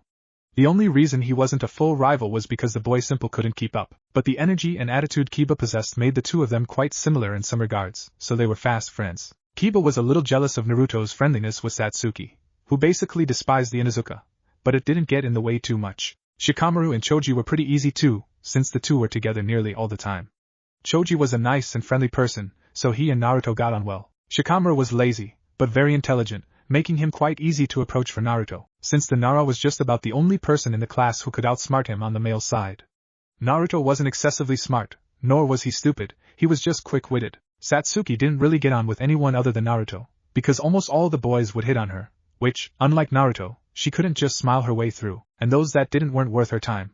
The girls were just pathetic in her eyes. Sakura was only good with theoretical stuff, Hinata had zero confidence, and an obvious crush on Naruto, which made her dislike the girl more for some reason, and Ino was just annoying. The others in the class simply weren't worth batting an eyelash at. Naruto and Satsuki were practically inseparable, and neither of them even noticed it. The two were never apart, and were always happiest and were well driven in the presence of the other. During lessons, they would always sit together, not that anyone really moved much, and chat during slow periods while helping each other and commenting on the easy topic they received. During break time, they'd hang around together, eat, talk and occasionally fit in a little quick training. That had also brought on an unwanted occurrence. Flashback no jutsu. Timestamp, Academy Year 2. Class ages 7. Satsuki and Naruto were running into the small woods near the academy to fill up the unusually large break period they received. This was a common occurrence for the two youths, since they weren't really the types to just lay around and talk. It wasn't that either of them were opposed to the action, they just preferred to be doing something a little more practical, and worth their time, which usually fell into training or something along those lines. So, what should we do today? Naruto asked calmly, despite the fact that they'd been running for numerous minutes at the age of 7. Having been in the academy for a year, the two had started training even more liberally, generally in physical conditioning. Satsuki would admit without any measure of embarrassment that Naruto was abnormally good at taijutsu. It just seemed like he had a knack for it, since he found stances to be very comfortable with little experience in them. He was still 7 though, so a 10-year-old who was moderate in taijutsu would probably still beat him quite easily, but by the time he was the same age he would be much better. On the flip side, Naruto would often comment on how fast Satsuki was, along with finding himself rather entranced with her at times. It was strange, but whenever she moved she seemed unusually graceful and often Naruto would simply forget what he was doing to watch her. She had chastised him on this numerous times, finding him to be rather creepy when he was staring at her like that. He always apologized repeatedly, since he wasn't sure why he was doing it, but that was that. Both of them were pretty good at ninjutsu, but none had put much attention into it beyond what they'd already learned. Satsuki discovered that she had an affinity for Raiton, lightning release, along with Katon, which she'd already guessed. The academy techniques were apparently quite simple, but they would learn those later. How about we race up a tree? Satsuki said with a small smile, which was becoming all the more common in Naruto's presence. Naruto instantly knew she wasn't referring to climbing it the normal way, and nodded energetically. Neither of them had discussed tree climbing with the other, but they somewhat knew that the other was basically on the same level in just about everything. It was getting ridiculous just how competitive the two were. Satsuki had even managed to make Naruto almost as competitive as she was. Sounds good to me, I'm always up for a challenge. The redhead replied happily, while Satsuki narrowed her eyes while maintaining her smile. After a few moments of silence, the two came to a stop in a small clearing with the largest trees in the area. Naruto looked up and around to gauge the rough height and difficulty of climbing the particular trees before nodding in satisfaction when he'd finished his small analysis. Satsuki looked at him like he was stupid, since the information he was after was hardly relevant. Each of them stood at the base of a respective tree, glancing at the other before Satsuki started to count down with her hand. Once she reached 0, they both ran at their tree and began to try and scale it. Unfortunately for Naruto, due to his chakra capacity and inferior speed, Satsuki was able to get noticeably higher than him on the first attempt. Much to his ire, he dropped down to the ground with a small stagger, and moments later Satsuki dropped down with infinitely more grace. Ha! I win! She exclaimed passionately, making Naruto cross his arms and huff in defeat. It was an unspoken rule that he allow Satsuki to savor her victories, since she really didn't like to lose and she didn't beat him as often as she would have liked. After a few moments of mildly falsified disappointment, Naruto broke out into a smile and allowed his arms to fall back to his sides once more. I'll get you next time, he retorted cheerfully, before turning to the side, which held seemingly no important details. Now, could you guys come out? You aren't exactly quiet. The statement was met with confusion by Satsuki, who thought Naruto had heard something that wasn't there. That proved to be wrong when Sakura, Kiba, Ino, Choji and Shikamaru walked out of the bushes. She looked at him with surprise, but ultimately it wasn't important how he heard them. Satsuki began to glare at the offending group, since she didn't appreciate people violating her privacy. Even Naruto looked upset, which wasn't a common occurrence, so it was clear to the 5 young spies that their snooping was not condoned by the pair. Shikamaru was the most indifferent of the group, being the lazy kid he was. Kiba was too overconfident to fully care, but the rest of them looked a little guilty. Why exactly are you following us? I expect a good answer. Satsuki asked dangerously, and most of the offending party inwardly gulped. Satsuki was scary. Her appearance didn't inspire fear, and nor did her careless demeanor, but her skill and anger was plenty enough to scare anyone in their age group. She'd actually knocked Kiba unconscious for invading her personal space once in the past, which wasn't good for his reputation or her record, but she didn't care, he deserved it. Well, we were a Sakura stammered out, causing Satsuki's glare to center on her and to intensify appropriately. The raven-haired heiress did not like Sakura. The pinkette was a shameless fangirl, completely inept in the practical aspect of shinobi duties and was generally annoying in both her demeanor and the atmosphere around her. If they were put in the same squad at graduation, Satsuki would probably give up.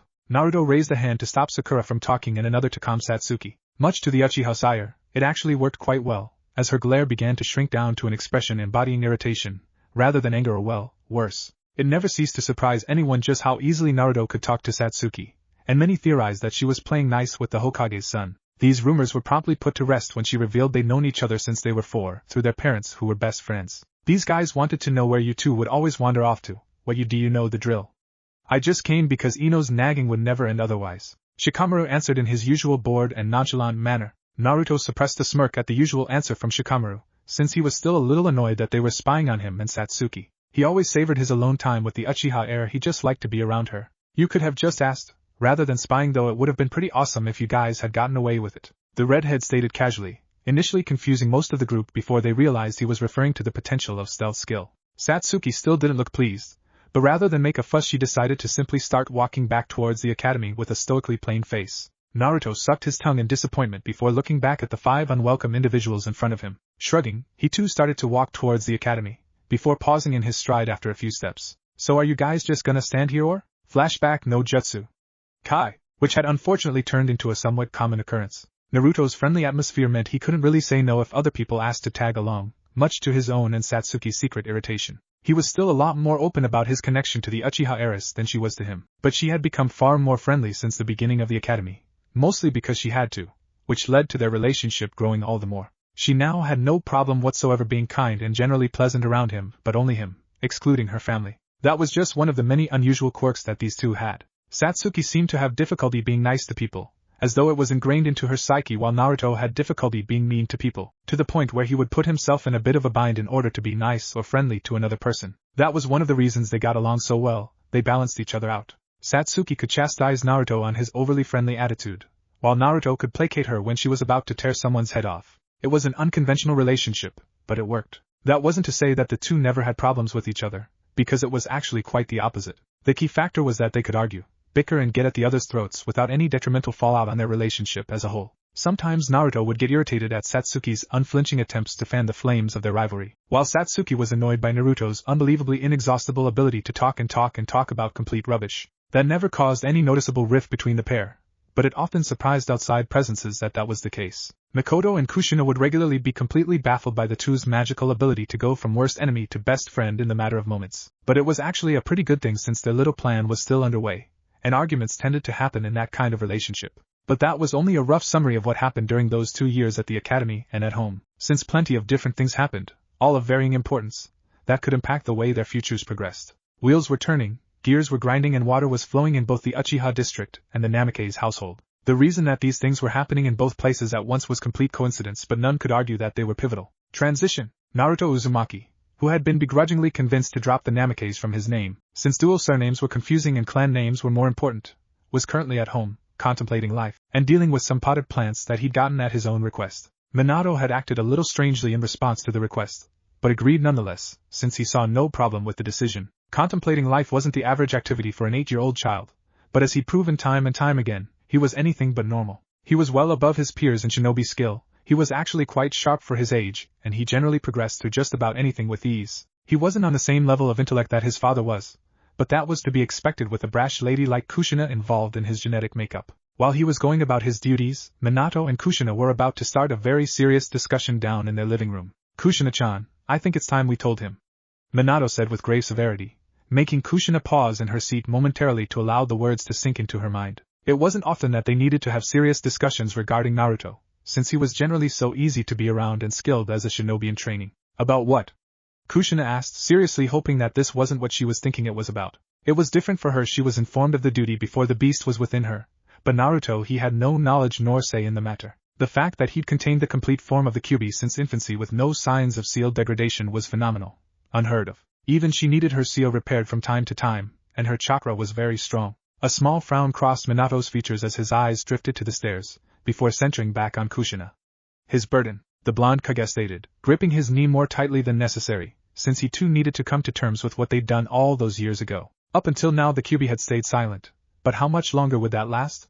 They needed to tell him before it was too late. It was actually pretty common for Jinchuriki to be completely incompatible with their Biju, either because they didn't have the chakra capacity, potency, or willpower to control them. Then there were psychological issues like loneliness, which only served to exacerbate the issue of Biju gaining influence over their Jinchuriki.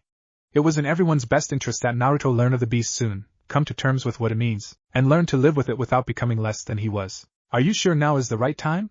He's still only 8, there's another 4 years in the academy before he goes into any sort of combat, Kushina reasoned, trying to hide her apprehension about telling Naruto full stop. Minato wasn't revered as one of the most shrewd and intelligent men, and shinobi, in general, of his generation for nothing though, as he easily caught it. I understand this must be difficult for you, having lived through it, and experienced the worst-case scenario, but the sooner we tell him, the more he can adjust to it, the blonde stated knowingly, causing Kushina to fall silent for a few seconds as a regretful frown crossed her features, while the rest of her face softened in guilt and sadness. She hated that she was responsible for placing that beast within Naruto, and she never stopped thinking about what may happen if it got too much control. It was a horrifying thought for a mother. Alright, let's get it over with. Transition. Over in the Uchiha district, Very different, and yet almost equally dire topics were bubbling to the surface. Itachi was always strangely absent as of late, and one of the clan's most revered up-and-coming shinobi had disappeared without any trace, as though he was snatched away by some form of phantasmal being. His name was Shisui Uchiha. The fact that Itachi was always a close friend of Shisui helped many of them explain his absence since the boy's disappearance, but Satsuki wasn't convinced. When Itachi was around,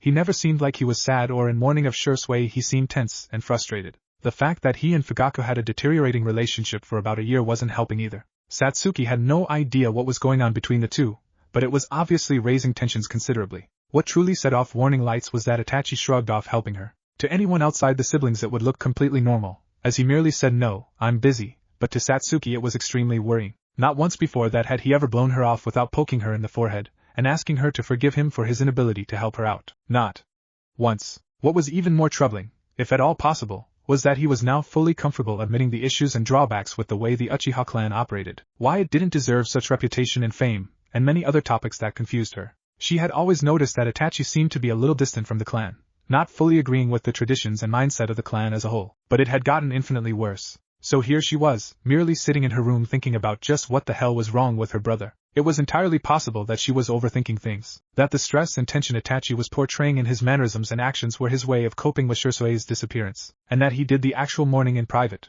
Itachi was strong for his age, very strong, and maybe wanted to maintain his pride. But then again, Itachi was an ANBU and had been for a couple of years now. He had seen and done some troubling things without hesitation and had still been open and friendly to her at all times, but now, even behind the innate and powerful affection he felt for her as his Amato, she could decipher feelings of distaste. She wasn't a human emotion detector like Naruto, and nor would she admit that she was good at reading emotions at all, but Itachi was her brother, the person she loved the most, perhaps even more than Mikoto, and to see him acting even slightly different was enough for her to start seeing signs. The most worrying thing happened a little while back, but she didn't really know what it meant. Flashback no jutsu. Timestamp. Just after Shisui's disappearance, Satsuki and Itachi were seated around a dinner table in their home, with Mikoto making food. Neither had said anything, but the atmosphere was intense. The issues with Itachi and just about everyone else hadn't started yet, or not to a high degree. Satsuki found herself idly looking at Itachi's ANBU uniform, finding it almost cool.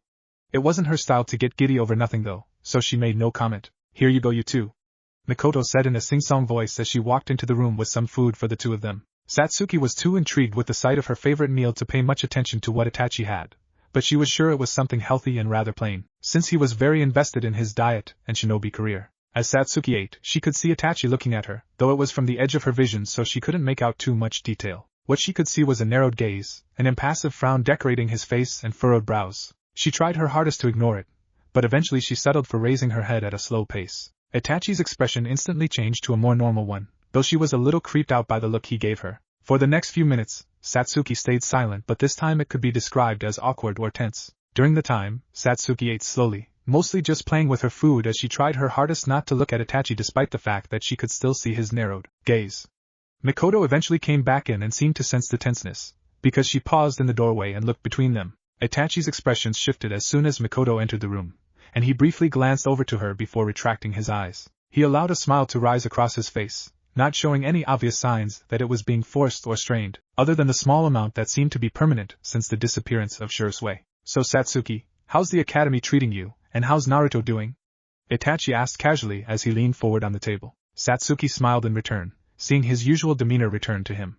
She wasn't the type of person to accurately evaluate a frown, so she didn't see any issues at all. Oh, the academy is really easy all things considered. I get how you managed to graduate so early, Satsuki replied arrogantly before her smile shifted into a smirk. And Naruto's doing fine. I guess that idiot isn't my level in the intelligence aspects, but he's my equal in everything else. She closed her eyes and leaned back when she finished, displaying her calm and ease when saying that. Itachi smiled broadly as he heard her so openly admit that someone outside the clan was her equal. Naruto had been an unbelievably good influence on her since their meeting. She would never have become so laid back about having someone equal or better her in any other situation. Even Itachi annoyed her with his skills, and he was 5 years older and an ANBU member. That's good to hear, Mikoto said happily as she finally decided to enter the room rather than just linger at the entrance. Itachi idly looked at the room to the opposite side of her as Satsuki smiled at her mother. Her mother was pretty damn awesome and was able to get along with Satsuki better than most. Probably better than Itachi, but surprisingly not as well as Naruto for reasons she didn't understand. Satsuki and Naruto were clearly heading in that direction, which actually made her quite happy. Now then, are you two finished? Satsuki nodded casually, while Itachi shrugged in distinctly emotionless way. Mikoto narrowed her gaze on Itachi, unsure why the reaction he gave was very unlike him. She could somewhat understand that this may be normal after Shursui disappeared, but Itachi showed very little signs of grieving, surprisingly. The two were always very close, and to see Itachi not caring was quite worrying. Say, Itachi, are you doing okay? Mikoto asked with concern, placing one hand on the elder sibling's shoulder. Itachi merely spared a glance in her direction that she was sure contained a venomous undertone before once again shrugging. Are you sure? I know the whole thing with Shursui can't be easy for you. You two were always close, and now that I'm fine. Itachi snapped in return, his Sharingan spinning to life as he snarled at her. For the faintest of seconds, one could perceive the tomos contained within the eyes attempting to merge together, before calming down and remaining in the usual three-tomo state. Mikoto took a step back at the sudden and unnecessary retort, before calmly and without a word taking their plates and leaving the room while Satsuki sat very quietly in her chair, having been made very uncomfortable in her brother's presence. After a few moments, Itachi stood and left the room, leaving a bewildered and uncomfortable young girl in his wake. Flashback no jutsu. Kai, since it was so abnormal. She knew that Itachi loved Mikoto very much, and for him to intentionally be so cold to the woman was almost unthinkable. It had gotten to the point where she was so worried about Itachi and their relationship that she had actually become more antisocial, and even angry in public. The fact that Naruto hadn't said anything just proved how obvious her problems were. He was too damn selfless, and he had learned not to pry into her affairs. She had improved her relationship with her father considerably since she learned her first elemental ninjutsu, since seeing her potential was the foundation of the two getting along. The fact that Itachi had become more and more edgy and rebellious meant that he was far happier to ignore the older sibling as well. So at least there was a small silver lining to the situation, but it was surrounded by vicious storm clouds. This is impossible, I'll think about it later. Satsuki muttered to herself impatiently, before getting ready to leave. Despite regularly training with Naruto on academy days, she still liked to squeeze in some extra training on the off days. Whether or not she did it to get an edge up on the previously mentioned redhead was completely irrelevant probably. She opened her door slowly, since opening it quickly often resulted in her hitting someone in the face, before walking at a brisk pace through the largest building that made up the Uchiha's clan head housing. As far as clans and rules went, the Uchiha were a very traditional bunch, believing that the leader of the clan should represent the greatest of them, even down to housing. It was probably this reason that led to Satsuki and many other Uchiha shinobi becoming overly prideful and the source of their views on strength. That being said, there were still several noteworthy individuals within the clan who were very selfless and peaceful people. Kagami Uchiha, who was once a teammate of the Sandaime Hokage, was noted as a relevant example since he was good enough to get even the Nidaime, an individual who was admittedly wary of the Uchiha clan, to work with and trust him. None of that was entirely relevant at the moment though, as Satsuki began to pick up what sounded like a muffled argument. She furrowed her brows, tilting her head to the side before raising a single brow and briefly considering whether to ignore the sound or to check it out. Being her usual self and feeling the need to know everything, she ultimately decided to check it out. Tired of hearing about you sneaking off Kami knows where. Things are complicated enough after Shursui's disappearance, and I don't need you adding to it. The voice was familiar, despite the muffling through the walls. It was clear that it belonged to Fugaku Uchiha, but it was uncertain who he was speaking with. Then a second voice, sounding equally annoyed, decided to reply. I don't see how that's my problem. Oh wait, yes it is. Because I'm just a glorified weapon to you, a display of our clan's strength. The snarl and anger within the second voice was audible through the somewhat thin walls of the Uchiha compound, as was the identity of the user. Itachi. Satsuki was well aware that Fugaku and Itachi weren't getting along too well these days, but she had no idea that their relationship had degraded so far. Pressing her ear to the door of the chamber she heard the voices coming from, she frowned in confusion as to why they were arguing. You are the most gifted Uchiha in generations. Look at you, an NBU member at the age of only 13, a possessor of a fully matured Sharingan and a tactician with almost no equal.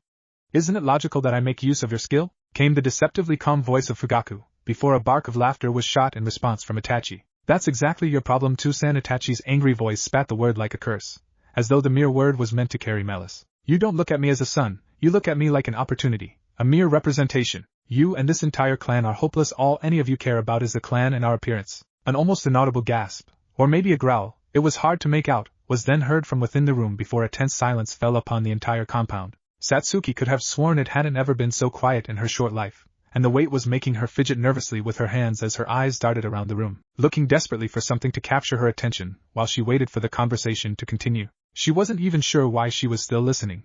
This was none of her business, but it was making her so uncomfortable that she was afraid to leave. I don't like what you're implying here, Itachi Fugaku said lowly, to which Satsuki had to take a moment to decipher the sounds that came through the walls. Are you trying to belittle the Uchiha clan, the greatest clan left in this world? The grim tone gave Satsuki pause, as she was sure that this situation was not going to end well. What could have possibly made Tusan and Nisan so angry at each other? Satsuki thought to herself worriedly as she leaned into the door a little more. She was an emotionally controlled person, some may say stoic, but when her family was involved she could be very passionate. You aren't helping your case here, you're merely proving my point, Itachi replied before silence invaded the building once more. Having had quite her fill of this conversation, Satsuki quietly moved away from the door and began to creep away. Then she faintly heard a creak from within the room, a herald of someone nearing the door from within.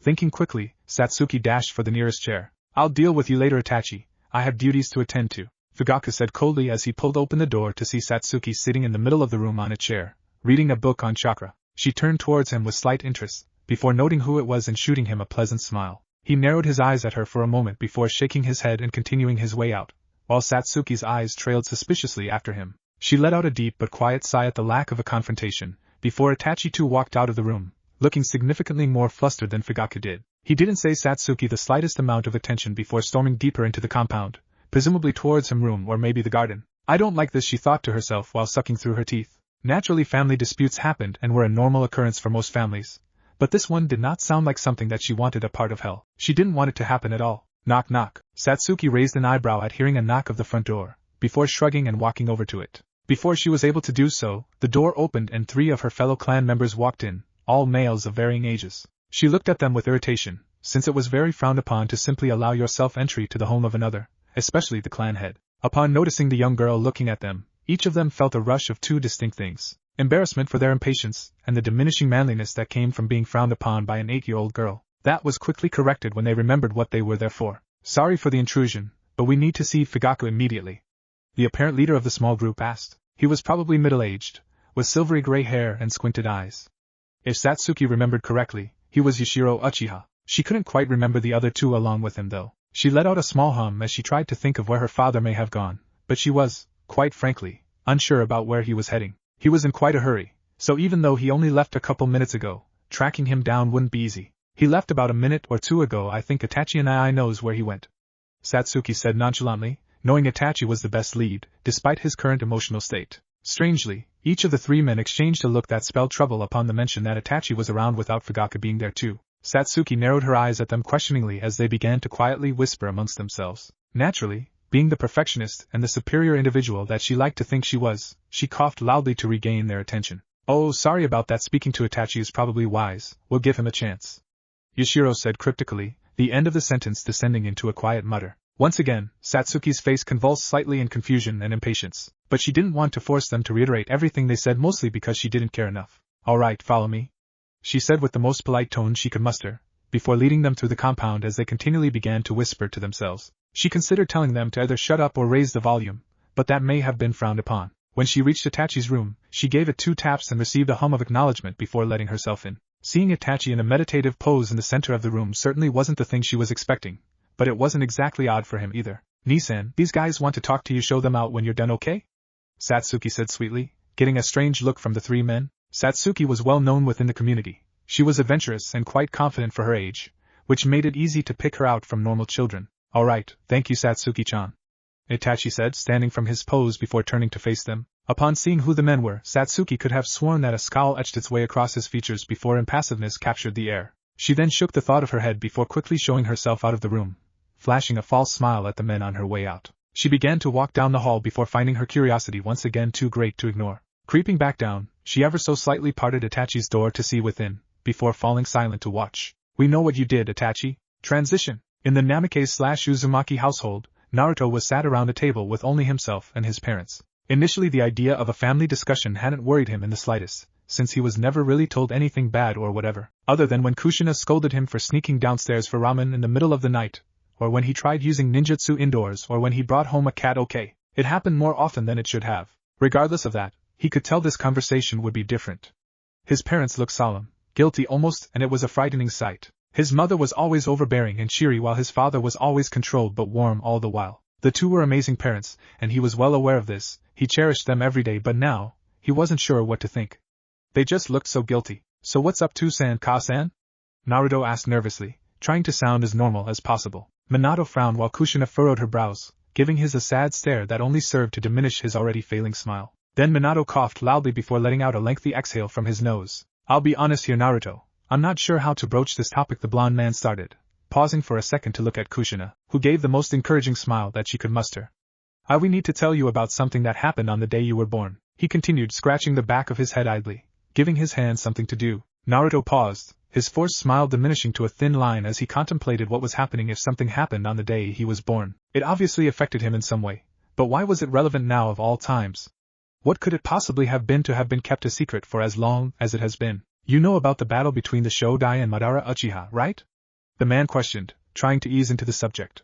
Naruto nodded, knowing most of it. And you know that the Kyuubi was used in that battle, and that it belongs to the species known as the Biju-tailed beasts? He continued, once again receiving a nod from the boy. Most people didn't know of the Biju, but Naruto had done a lot of research on the Hokage of the past, mostly to see how they measured up to his father, and the Shodai had interested him greatly. What with the Mokutan and creating Konoha? Yeah, I know about them. Why? Naruto asked skeptically, unsure as to why any of this was relevant. In his youth he was quite wise for his age, not on the level of someone like Itachi, but that didn't mean he would account for every minor detail. If he'd been older, he likely would have known the reason why this topic was being raised, but he didn't. Kushina sighed sadly, lowering her head a little as she recalled making the decision to seal the Kyuubi into Naruto. 1,000 thoughts about that day had run through her head. Should I have waited? Should I have looked for other candidates? And so many more, though the deed was done and chances were that Naruto would die if the Kyuubi was extracted, for the simple detail that it had almost always been a part of him. Ripping it out would be like taking out the framework for his entire chakra network. Listen to me carefully, Naruto, Kushina said affectionately, wearing her happiest smile which instantly calmed me. What I'm about to say may scare you, but it'll all be fine, understand? Naruto nodded slowly and with concern, while Minato grabbed Kushina's hand comfortingly with a stoic frown on his face. She breathed deeply before beginning. For a long time, much before you were born, I was the Jinchuiki of the Kyuubi, its container, she stated, though she didn't actually need to rectify since it was commonly known that Mito was the first Jinchuiki of the beast and Naruto had found mention of her during his research. He let out a gasp, since he had no idea how being a Jinchuiki worked. Those details were unlisted, likely to protect Mito and other Jinchuiki from abuse, but he knew it couldn't have been good. Naruto misinterpreted the reason for this conversation, believing that his mother was experiencing issues because she was a Jinchuiki, when it was the other way around. However, she continued, making Naruto settle down before he could question with an assertive gaze and an outstretched hand. On the day you were born, my seal was tampered with, and I was forced to reseal it elsewhere. Naruto frowned in confusion. He'd read that Jinchuiki usually stayed Jinchuiki for life or died, so he was a little confused. So why do I need to know this? Who'd you reseal it in?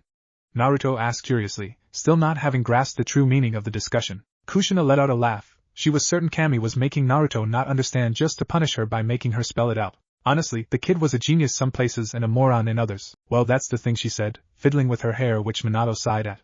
He didn't want to put her through this, but it needed to be said. I had to reseal it into somebody appropriate for the role. Strong chakra and life force, you know, so the most obvious candidate was, it was you. By this point, Kushina was having difficulty controlling herself, and she was fighting back the tears bubbling to the surface. Unfortunately, seeing Naruto's shocked expression pierces the floodgates. She began to cry and Minato merely averted his eyes in shame.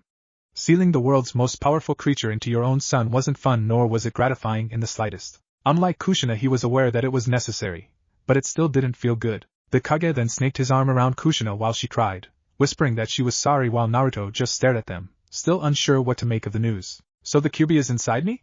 Naruto asked absently, his eyes not moving to register his own words. Minato nodded calmly. He knew Naruto needed to come to terms with the news his own way. And Ka-san had it too?